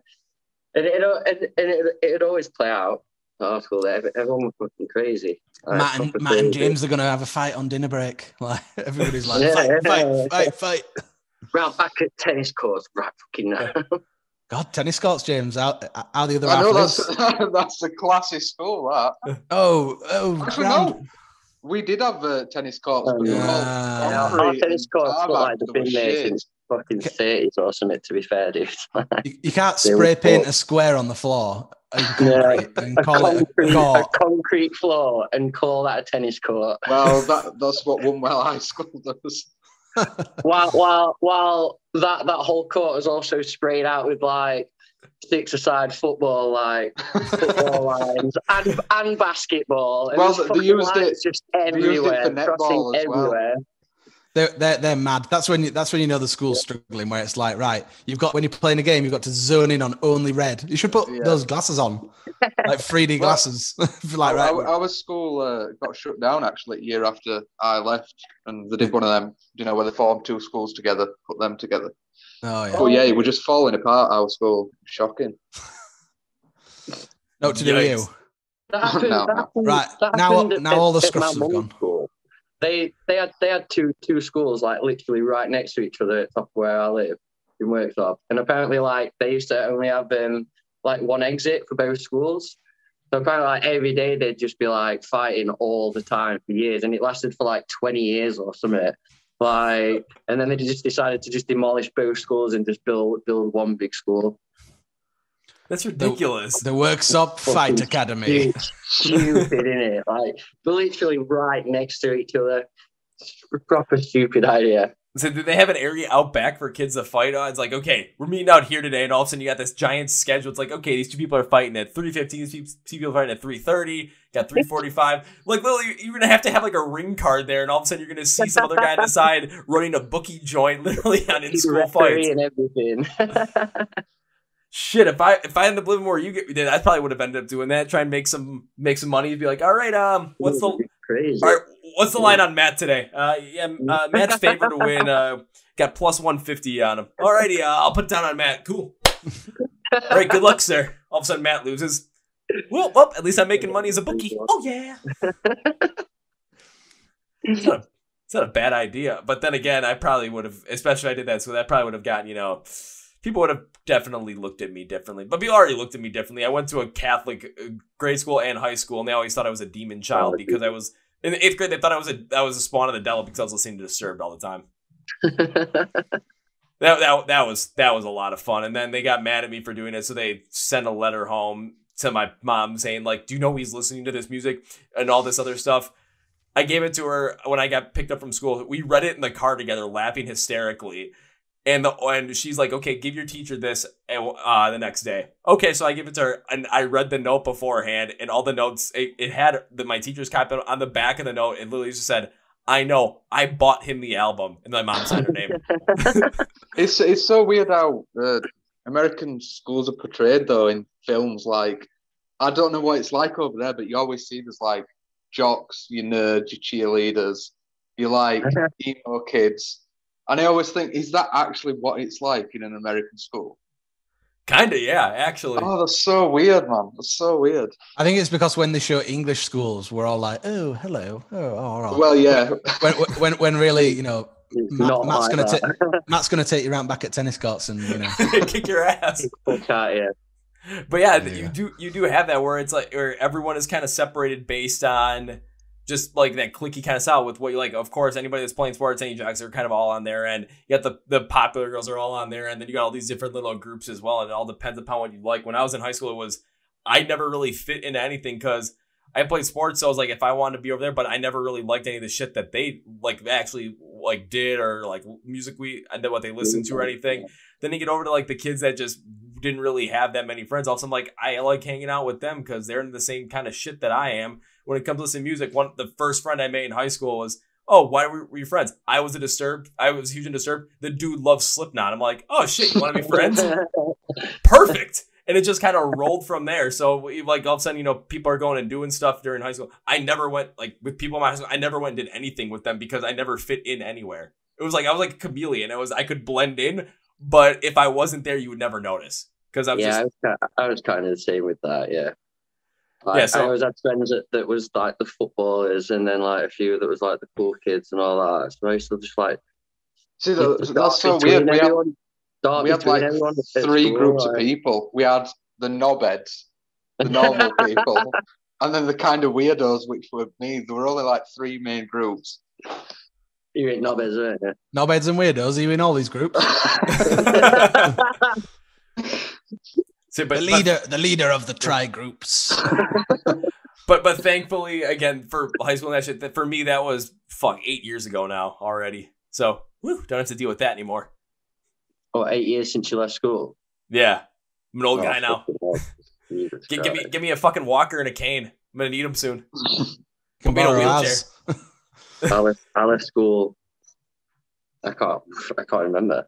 11 years ago. 11 Well, yeah, but you finished school at 16, don't you? Right. Yeah. Oh shit! Yeah. Yeah, so because I finished at 18, so if I finish 8 years, you finish a lot. You're only like a year older than me. Holy shit! He's had a 29. bad paper round as our Matt. I got Something- paper round for one day when I was about 14. One day. And he realised he couldn't read the papers, and he was like, "This job's shit." No, right. Someone else that was doing a paper round had gone and left all their paper. You know them? Can you remember them grit boxes you get like at the end of the street? Yeah. Someone had literally took their whole fucking paper round in the grit box right at the bottom of my street. No, So- yeah, someone. No, I shit you not. It wasn't me. It was not me. So I remember that day I went and did my paper round, and my mum come in like it was like at night time, like that night, and she come in and she was going ape shit at me. Like she come in and went ape shit at me because like they thought the shop had thought that I'd done it. Obviously, because the papers were found at the bottom of my street. So my mum Papers were found. She went mad at me about it. You made me look like a right dickhead. Like, my mum's scary, dude, when she gets going. The real question is, why is I got Matt's paper mom round. going in the grit box? I got paper round for one fucking day. Like, I didn't even get paid for that either. What was your mom's hustle that she was hiding in the grit box? I don't know, man, but I never got any of it. This is my spot, Matt. This is my grit box. Leave your papers somewhere I else. couldn't believe it. Oh God, it's pretty much slave labor if you think about it. Like paper round. I remember I had a friend who could never hang out with us because he was like, "Oh, I've got to do my paper round straight after school," and we were like, "Oh, what did you get?" And it was like he literally got nothing, and then at the end of the month he got like a $5 or like an Easter egg or something, and you're like, you're literally a slave. Like hours of walking around as a kid, and you're just like, right, there's a quid, and you're like, sick. And then you'd spend the quid in the paper shop. So yeah, so they're pretty much like, okay, we're gonna have you do all this work, and we're gonna give you a little money, but you're gonna end up spending it right back here. So, we're gonna give you coupons that only work at this shop, and only work on Tuesdays after 4 p.m. Yeah, and they only work on out of date chocolate milk. Yeah, I remember working in high school too. There was times where I ended up working for my cousins at one point because they were just starting their business, doing a bunch of graphic designing, screen printing, like all custom T-shirts and stuff. And they're like, we just need someone to take all these screens that we just printed all the shirts on. They're all full of ink and all full of just like the stencils and everything to make sure that they get put on. We just need someone to wash them off with a power washer. I'm like, oh, that's my job. Yeah, I do that now as an actual job. Really? So yeah, I'll print all the merch. Oh shit, that's right. You can still go in on him. Oh yeah, it's terrible. So it's a stupid job for idiots. And so I did that when I was like, I think I was 16 when I did that, but I still had a lot of fun because I'm literally in this back of this freaking warehouse of a sporting goods store because that's where my cousins were able to set up shop. My two of my cousins are working there, and then it's me.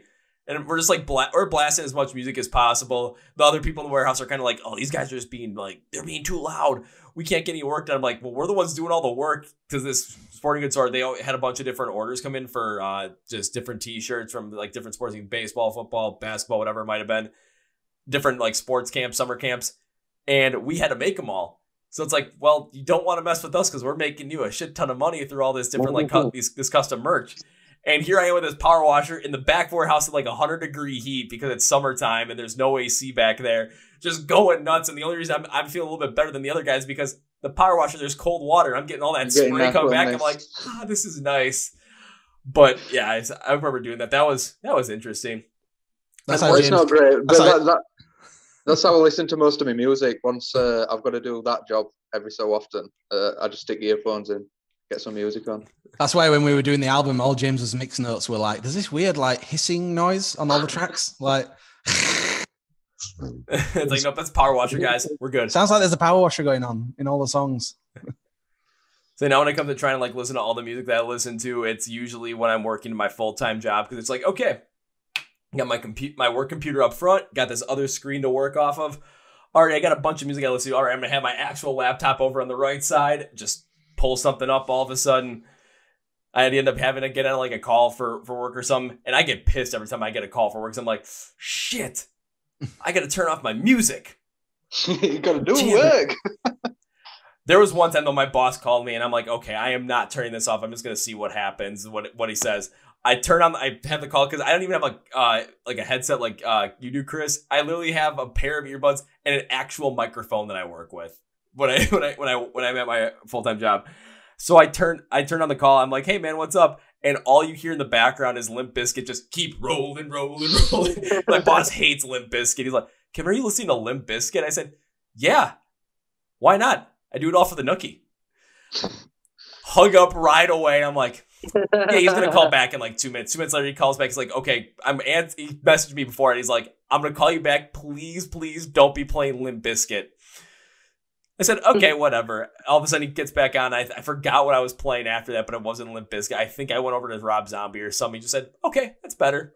All right, now here's what we have to do today. I'm like, oh, shit, I couldn't get him to just like jump off the call again. Oh, well, next time I'm going to have to play some Caskets for him and just see what happens. Yeah. I'll probably have to play Lost in Echoes because, I mean, that's the most new song you guys have out at this current moment that we're shooting this. So I've got to get more people in that, see what he says, see what the rest of my team says for my full-time job. And then also have to start playing it while driving around too. Because I've had a couple of people like stop me when I'm driving because I'll have all the windows down, have whatever music I'm playing full blast every step of the way. I've had a bunch of people like turn your music down. I have had some people say, hey, what are you playing? Because they're always curious. And usually when they ask me, it's always bands I've had in the podcast too. Because it's like, oh yeah, check out this band. I don't even know if they check them out afterwards, but it can't hurt, right? Yeah, exactly, nice. Man. Exactly. I'm gonna start doing that. Just drive around. Pre-order this. Load of vinyls in the back. Yeah, you can literally sell vinyls right after that. Be like, hey, yeah, it's my band. You want a vinyl? Got them in the back. Yeah. That could be a little creepy though. It's just like, yeah, just come in the back of the van. I got something for you. Oh no. It's a vinyl. Henna, right here, right now. You want to buy some speakers? I mean, you could be peddling anything out of there. Speakers, vinyls, CDs. All of a sudden you just open up and you literally have this whole entire, like, the Caskets online store brought to you. There you go. In a boot. Like open up the back of the van doors. All of a sudden, these little racks come out of nowhere, just like spring loaded, and then you have all this merch like just nicely layered on top of each other, nicely hung up. Yep, get your t-shirts here, get your vinyls here, get your CDs here, get your official autographed little casket signed by the guys from Caskets. Nice. It'd be like the back of Jack Black's van in School of Rock, but all our mates consider all his equipment. While the whole entire time Chris is driving around singing Immigrant Song by Led Zeppelin. We'll also try to do all the different like facial expressions from Jack Black, doing the eyebrow wiggle, just going the I watched that film last night, man. It's so good. It is. God, School of Rock is an absolute classic. There was one girl I was dating, and she was like, I thought that of the worst movies I've ever seen. It's horrible. Yeah, you can tell that didn't last long after that one. You don't disrespect School of Rock in this house.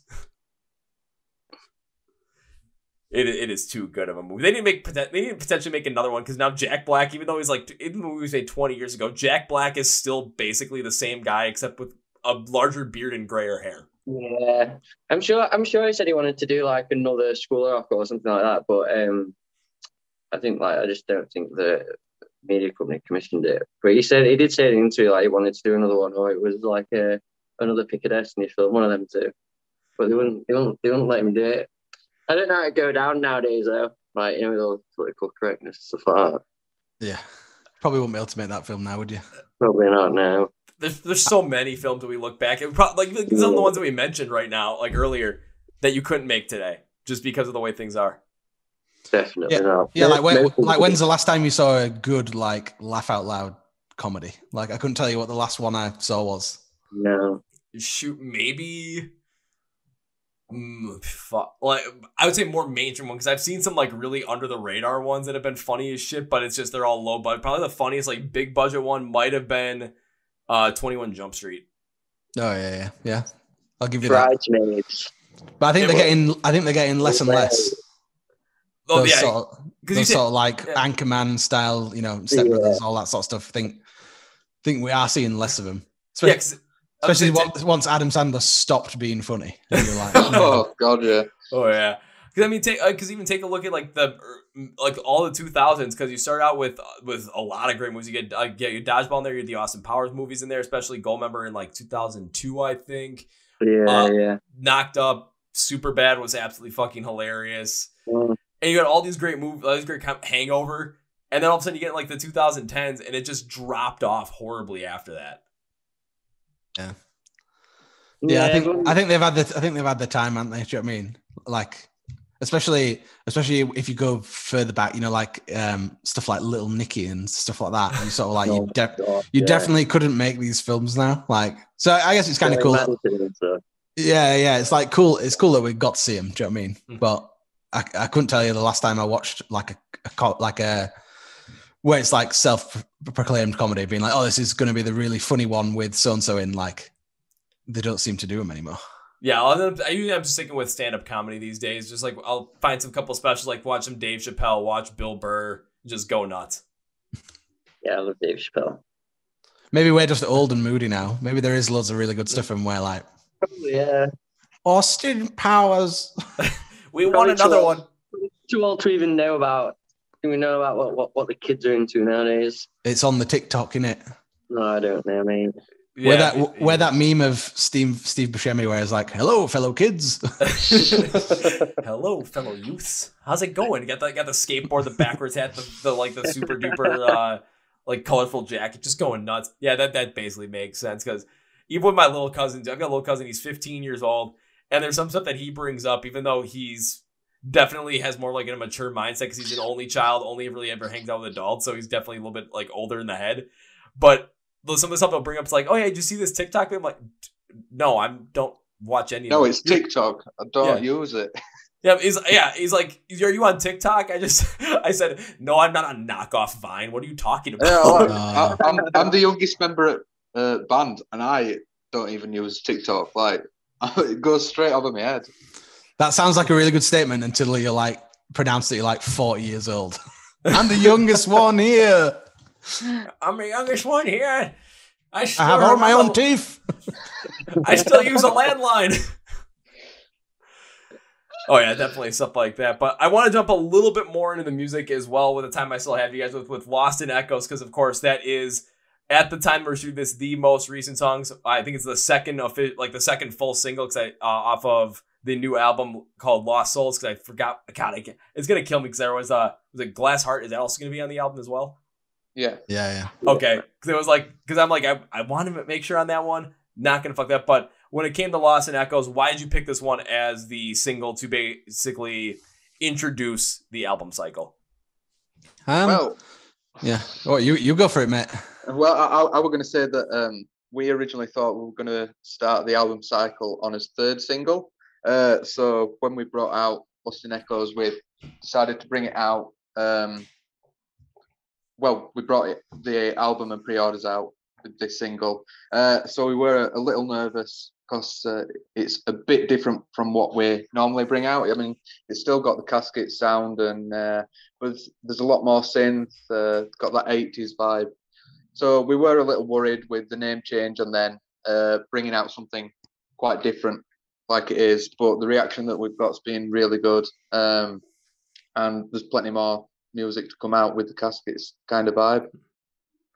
Understandable, because even when I listened to it the first time too, I was a little thrown off it at first, because especially hearing a song like Final Confession, which is probably my favorite by you guys overall right now, when it came to Lost in Echoes, especially with how it started out with more of that sonic electronic synth in the back.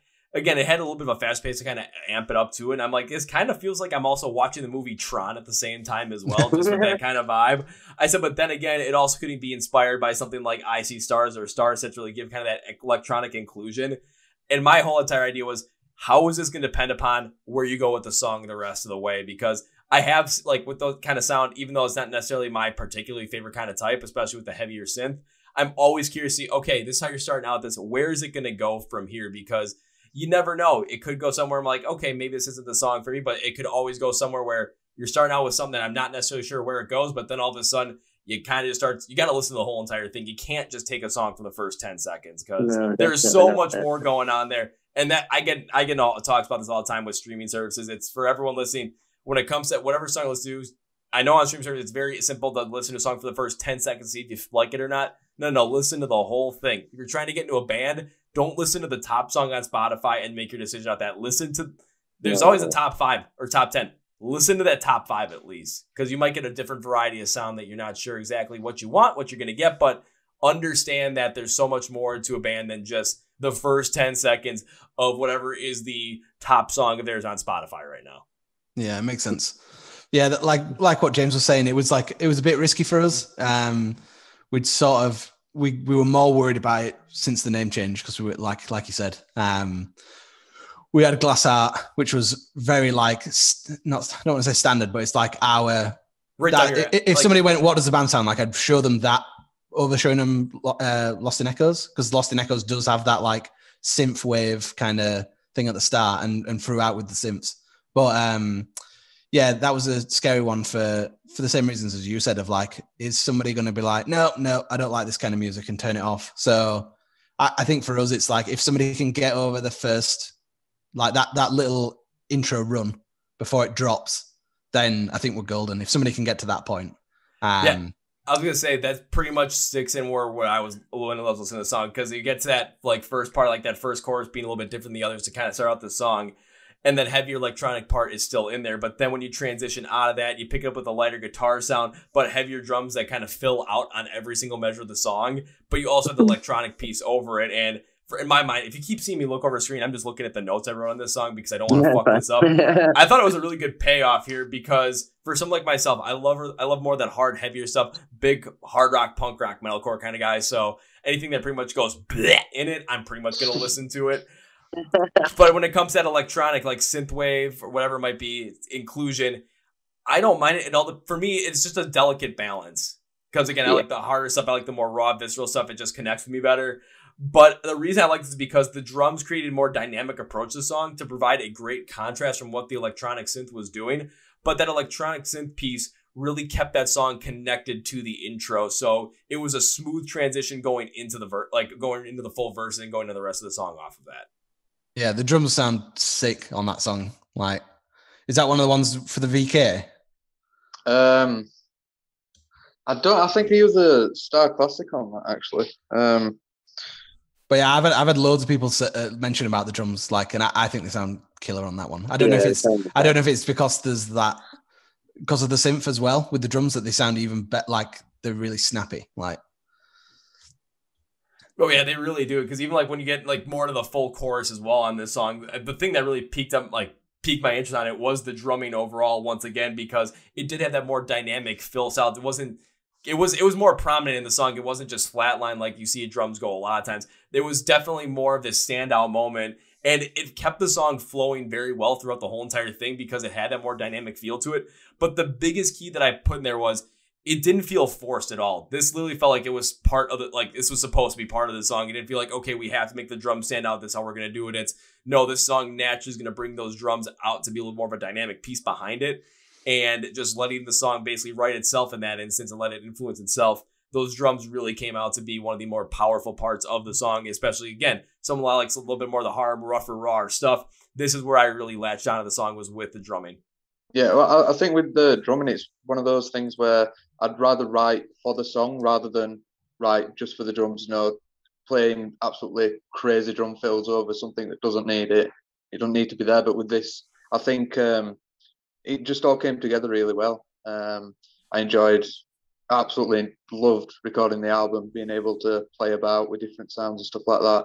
But I think we nailed it on this single and the rest of the album, to be honest.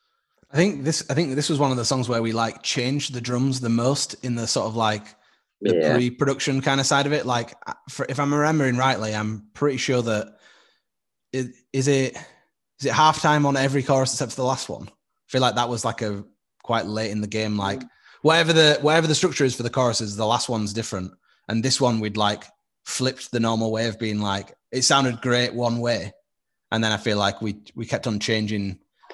We were very aware of how much the drums played a part on the whole as the song as a whole. Like they were sort of like the glue. So we went over this song.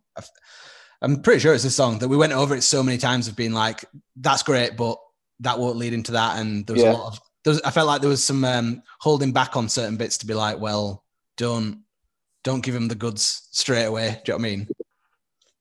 Yeah, kind of like make them work for it in a way.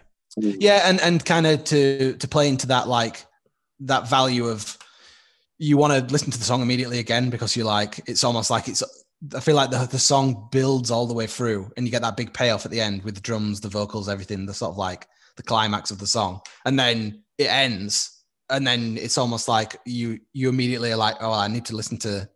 It's kind of like when somebody says, oh, listen to this song, it's got a crazy breakdown in. And then they like fast forward to where the breakdown is and you're like, no, like listen to the whole thing.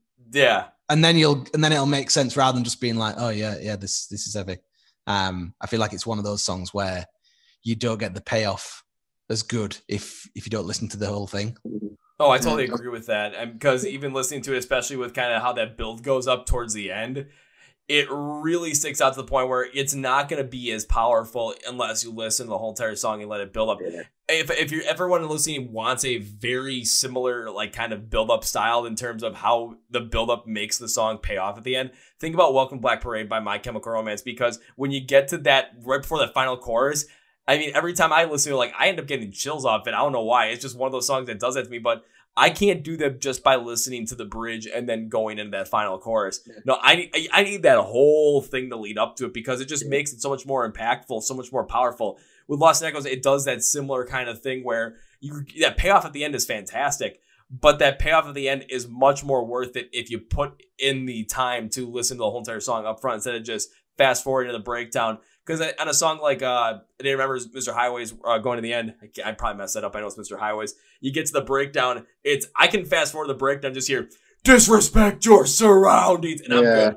Like, I don't need the whole lead up into that song. I just can get to that part. With this one, though, no, not with Lost Echoes. You want to listen to the whole entire thing so that payoff at the end is even better. Yeah, makes sense. For us as well, with this song, it was...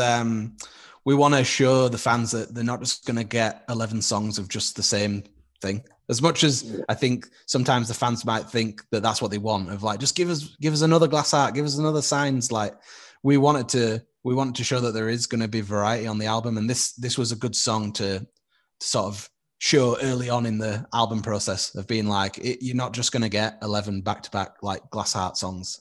There's definitely at least 2 songs that are like this. Do you know what I mean? There's this song and there's at least another song that has maybe not as heavily, but it has a lot of like synth leanings.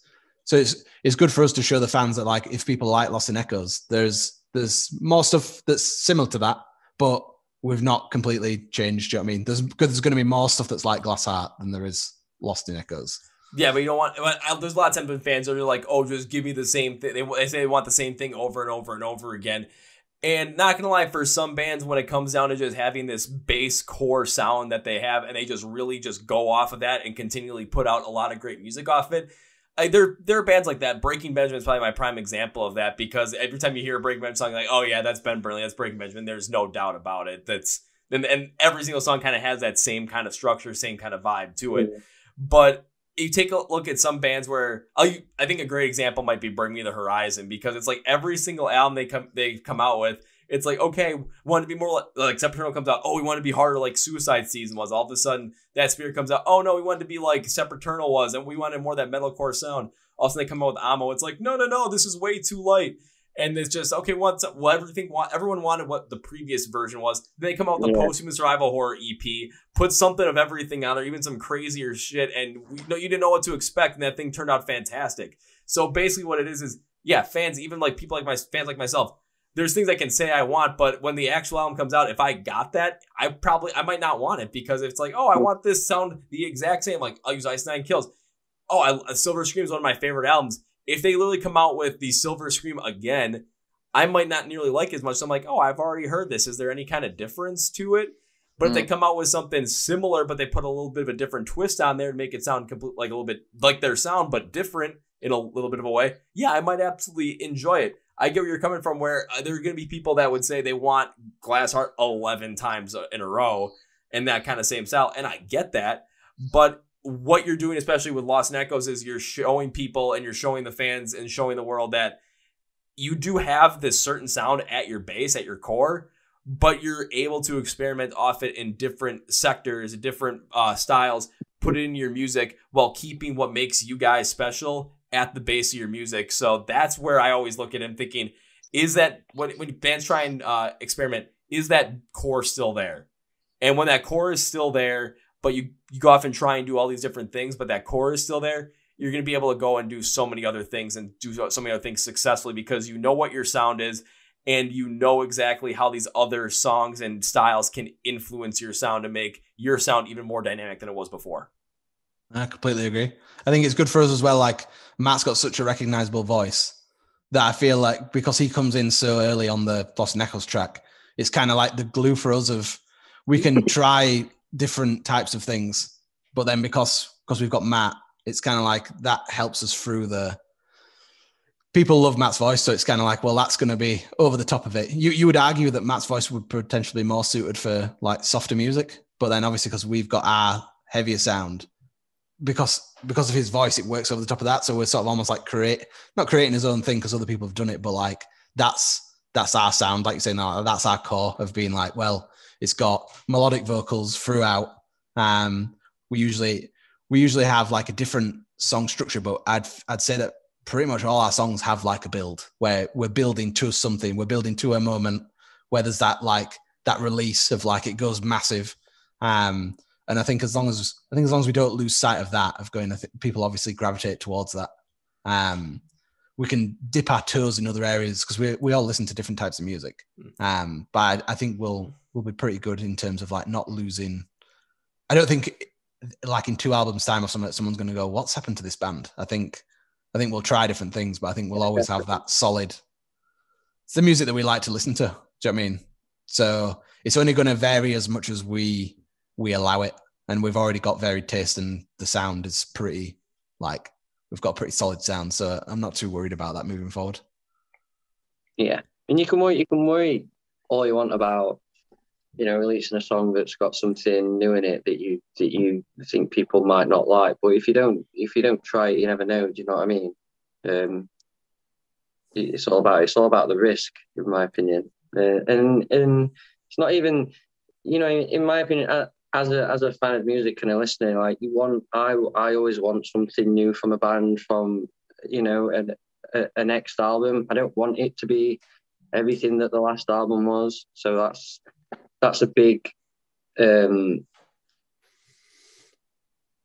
it's a big thing for me. For even the next album, I want to build on what we've already built on. You know what I mean? And even if like the synthwave sort of stuff didn't work and people absolutely fucking hated it, like, all we have to do is stop doing it, I guess. If we don't want to do it, do you know what I mean? There's no harm in, as long as you don't go from like some metalcore band to fucking Steps, like, you know what I mean? There's room to try different things and try things that you think people wouldn't expect but will still love. Like, 80s is a big influence in quite a few of us.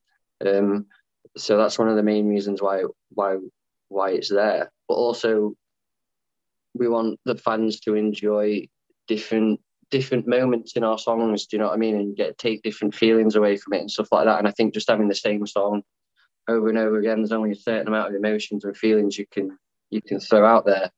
So yeah. Well, that's totally understandable. I expect some mad trumpets and trombones and stuff on next one, maybe. Are you saying that there's no trumpets and trombones on this one? No.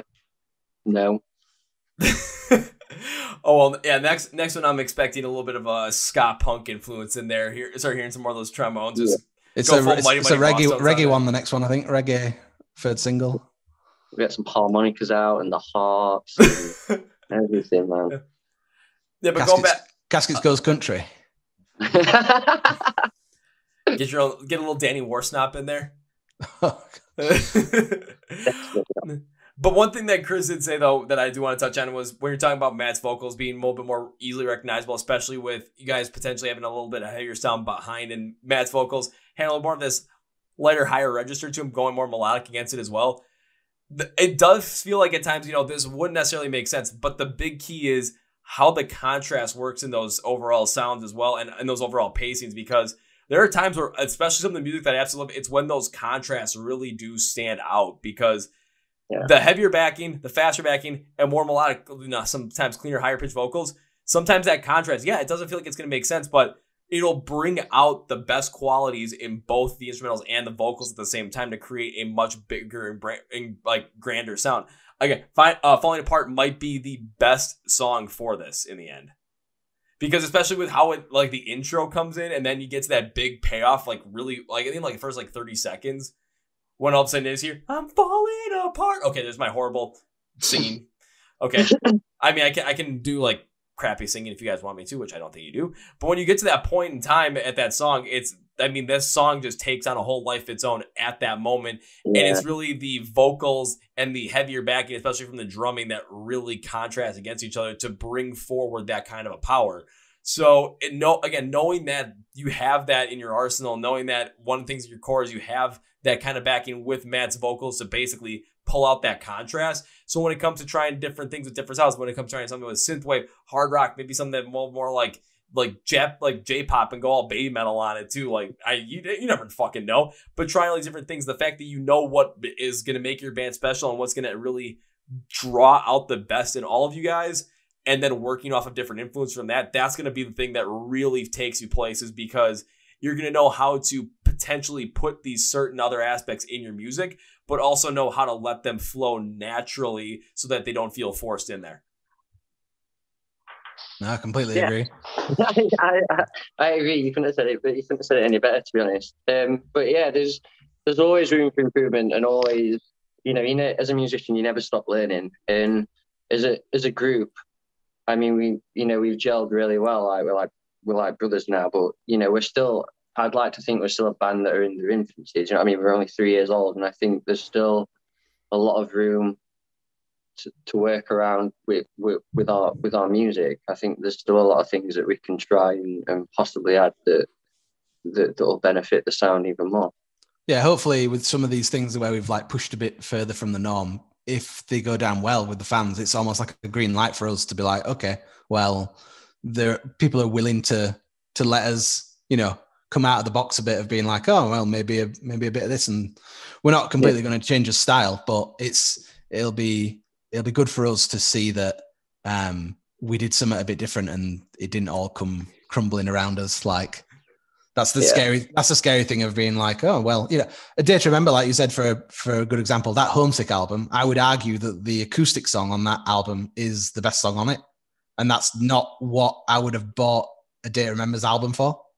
But I think when it's a full body of work and you go, right, well, I got all the heavy bangers, and then there's that one, I would argue that them taking a risk and doing an acoustic song, and I know it goes full band at the end, but it's not on paper, it's not a great A Day to Remember decision, is it? Of going, right, well, they like the breakdowns, so let's just not and just do the acoustics. So I think when you see other bands do things like that, it shows that you don't have to be a one-trick pony of being like, oh, it's the thing again. It's the 2021 Glass Art, and then it's the 2022 Glass Art, but with a different name. Oh, absolutely. Because even if you take a look at Spotify right now, you take a look at Day to Remember, If It Means a Lot to You is consistently the most popular song on their Spotify list. And it is the acoustic song off of Homesick. But there's another example that would be Rise Against, because one of the big songs that got them to get more notice and a lot more radio play, a lot more critical acclaim was 2004's Swing Life Away. And again, that's full acoustic and everything.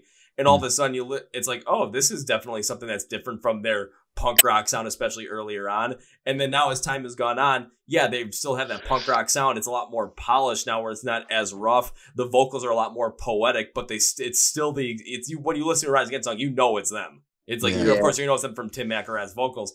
However, again, it's kind of the same thing where bands will take certain risks, and sometimes the risks will work out, sometimes the risks won't work out. But the only way those risks aren't going to work out is if you don't take them. Yeah, exactly. I think it'd be a wasted opportunity for us to just go play it safe. Do you know what I mean? 11 tracks, don't upset anyone. Write a load of, we kind of did that with the EP of let's, we were still figuring out a sound then. And when we wrote most of the music, we didn't know who the singer was going to be, or we thought we were going to have singing and screaming. So at least now we know what's everyone's strengths, what's everyone good at, what do fans like about what we've done, but give them something else as well, because it would just it'd be a massive waste. Like, I would rather, when someone's like, oh, this is a perfect album, I can listen to, from start to finish and all that, the accolade of the perfect album, I'd rather not play it safe just to try and do that, of going, no, if you like this genre of music, this very small niche, then you've got 11 of those back to back. I would rather someone go, oh, I don't like that song, but I love these other songs. I'd rather somebody find an attachment with one or two songs where we've, if someone just goes, I only like Lost in Echoes, I don't like Glass Heart, I don't like Falling Apart, and all the other stuff, that's still a great achievement for us, because that one song could help somebody through a hard time, or it could be, lift them up on the way to work, of like being like, oh, I've put the song on and feel great. Like, I'd rather that than try and engineer perfect, fit right into the pigeonhole. I'd rather someone go, that was a shot and a miss, but at least they tried. Yeah, I think a good example that would be Bring Me Your Eyes as Post-Human Survival Horror EP. Because take a look at like a song like Parasite Eve. I'm like, this kind of sounds like a more updated kind of Can You Feel My Heart style. You go to Teardrops, it's like, holy shit, is this Meteora coming back in Bring Me the Horizon style? I think it's like Kingslayer. I'm like, okay, they're literally just throwing J-pop and cyberpunk into this shit, and it's awesome. You go to Ludens, and it's a more of like a techie kind of track. It's like, well, what the fuck's going on here? But when that EP came out, like, I was listening to it from front to back consistently, even with all the varying styles. And again, it's because they didn't try and play it safe, and they didn't try and pull any punches. So when you want, it's kind of like as a musician, when you want to do something, if you want to work on certain things, you want to try and put some different influence in there, by all means, go for it. Because in the end, if you play it safe, the reception is going to be too safe. It's like, we got what we wanted. Exactly. That's fine. It's the albums that really take those risks that end up becoming those albums that you want to listen to over and over and over again. Hell, going back to the synth stuff, I mean, take a look at Van Halen. When they came out with 1984, you had Jump on there. Jump was one of the most popular tracks, and they really focused it heavy on the synth aspect of it. Of course, it's going to throw people off right away, but hell, it's one of Van Halen's most popular tracks to date, and probably ever, because especially with the passing of Eddie Van Halen, they're not doing anything anymore. So it is going to be one of their biggest tracks of all time. Yeah. Banger, absolute banger. See, me when it comes to 1984, I'm much more of a Panama kind of guy. Oh, okay. And a lot of it is stemmed off of the scene in Superbad with Bill Hader doing the upward spiraling pigtail in the cop car and then blasting Panama with it. What does that mean? I don't know. Shoot, I might have to just do that after this. Just start blasting some Van Halen while I'm working on putting together this podcast at the end of it. Sounds like a good Sunday to me. Be a good Sunday, but I take a look at the time because we're getting close to the 2-hour mark, honestly, already. Yeah, and we've all been drinking us drinks as well. I can see it in their eyes. And I've still got water. I mean, it's morning here while we're shooting this, so I'm sticking with water. So closing this out, one thing I will give for the fans is a little bit, and you guys might take on Lost in Echoes, so I always do an overall, kind of comprising at the end. So if you guys are looking to get a little bit of a summary on this track, overall, I put the electronic inclusion was something that's seemingly would have thrown me off at first. You guys know what I like. But its inclusion created a certain distortion behind that gave the feel like you were fighting inside the neurological center of your brain by yourself. The song flowed so naturally together that each piece perfectly went from one to the next, with a focus on how the electronic inclusion and drums would drive the building pace and energy while maintaining the same flow of the song. And Matt's vocals took us through the journey of your inner self fighting the pressures of society to be something that you're not, but fits their mold and their idea of yourself. Was not sure what to fully expect, but now I expect one hell of a debut album in August that may rival Stepson's debut album for my favorite debut of the year. Yeah, man. Nice. Sick. That's what we were gonna say. And I just said it for you, and I just literally read what I wrote. And yes, when that album comes out, again, it'll be out on August 13th. The name of the album is Lost Souls, and on August 13th, I hope to God it arrives in the mail on that day, because it will definitely be being played in that bad boy on that Friday. Nice. Sounds good to me. We'd love to do this again when we bring out more. Yeah. Fuck yeah, let's do this again. Are you kidding me? This would be great. Yeah, it'd be cool. Yeah, we can do one. We can do one right before the album drops as well, and we can make sure that it gets out there and kind of just amp up the album even more. Yeah. We'll get Craig and Benj on. Yeah, we'll find out what their interesting stories are. I'm dying to hear them. And I've not heard any of them stories. And then I'll have to get a new story from each of you guys as well, just because, well, that's just fun. Nice. Well, alrighty, guys, as we close out this podcast, one thing I like to do before we end it is to give you guys a chance to say whatever you want to say, plug whatever you want to plug. If you want to do it right now, the floor is yours. It's me then, I guess, isn't it? Right. So yeah, like you said. Oh no, it's because I've got my call center headphone thing on. Imagine that I've called you, and I'm like, "Hi, I'm Chris.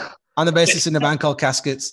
Our debut album comes out on August 13th, and we've got 3 awesome vinyl variants. So wherever you are in the world, you can get an awesome copy of the vinyl sent to you. We've got exclusive merch. You can get that on Sharptone's website. You can get it on our website, casketsband.com, and you can get it from Empiricon, HMV, everywhere. So if you like our music, if you like what you've heard, and you're excited about something in the metalcore genre with clean vocals and some things that maybe you haven't heard before, then you should check us out. Pre-order the album. Pre-order now. Pre-orders, baby. I just Awesome. want to thank you for having us as well, dude. It's been We love doing these. Fun. Yeah, we do. So thank you for having us, mate. We appreciate it. Yeah, man, it's been really nice. Well, I'm going to have to end with a couple of things. But one is thank you guys for being on. I always enjoy doing these. I'm glad we got to do this as well. So one thing is, when it comes to finding Caskets online, and yes, with that new album Lost Souls coming out on August 13th, you're going to want to find it. You're going to want to listen. You're going to want to follow along with the band. But here's the thing. Where can you go and find links to all their socials? Where can you go watch your YouTube videos? Where can you go to their website, buy some merch if you're over here in the US, because sometimes that conversion thing might be weird, where you can go find their stuff on Sharptone, because that's where I ordered the vinyl from for pre-order, all these other places, and also where you can stream their music. Wouldn't you like a place where you can just go look at a thing that says find Caskets online and then have all the links available? Well, yeah, I'm going to fucking do that for you. Take a look at the description of the podcast, YouTube, Spotify, Apple Podcasts, iHeart Radio. It's going to all be there. So everything's going to be there for you guys. Say, find Caskets online. Everything, going to have it for you. No problem there. Secondly is, yeah, I do want to have you guys back in the podcast. Absolutely, for sure, especially with the lead up to Lost Souls as well coming out. So, but we'll get you guys back on, and we'll have the episode come out right before the album drops. So it'll be a quick turnaround after this one, but trust me, it'll be well worth it, because this was fun as all hell. Yeah, man, safe. We can't wait, dude. Definitely have us back. It'll be a good time. Will do. And now I've got 2 other things. The one other thing is, well, you guys heard what I said about Steps as well, where I've got that whole plan where the first round's on me kind of thing. That's something I typically do whenever I have a band in the podcast that I absolutely enjoy having on. So this happens like every single time, and you guys are absolutely no exception. So when I get to see you guys live for the first time, whether it's over in Europe, whether it's over here in America, wherever it might be, because I'm still planning on going over to Europe in 2022 now, so we got to save up some money for that, but you know what? It's definitely worth it.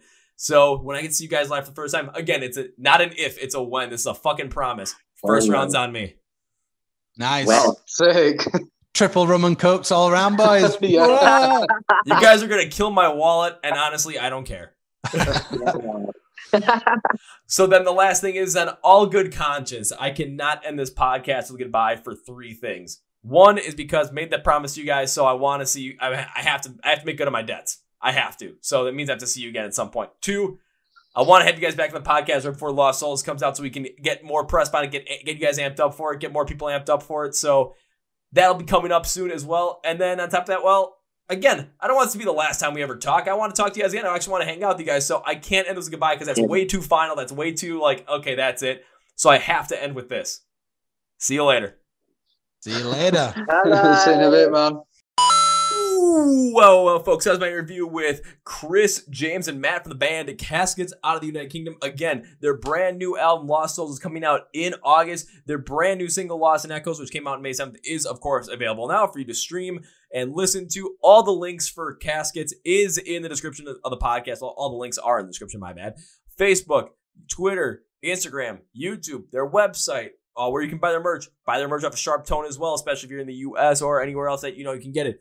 Spotify, Apple Music, anything you need to find the band is there, along with all of our stuff for MSD Rocks and the Chord Progression podcast. So please give them a follow, give them a like, buy some merch from them. For us, if you're subscribed and following us, thank you very much. If not, please do. Also, please tell a friend about Caskets or about us as well.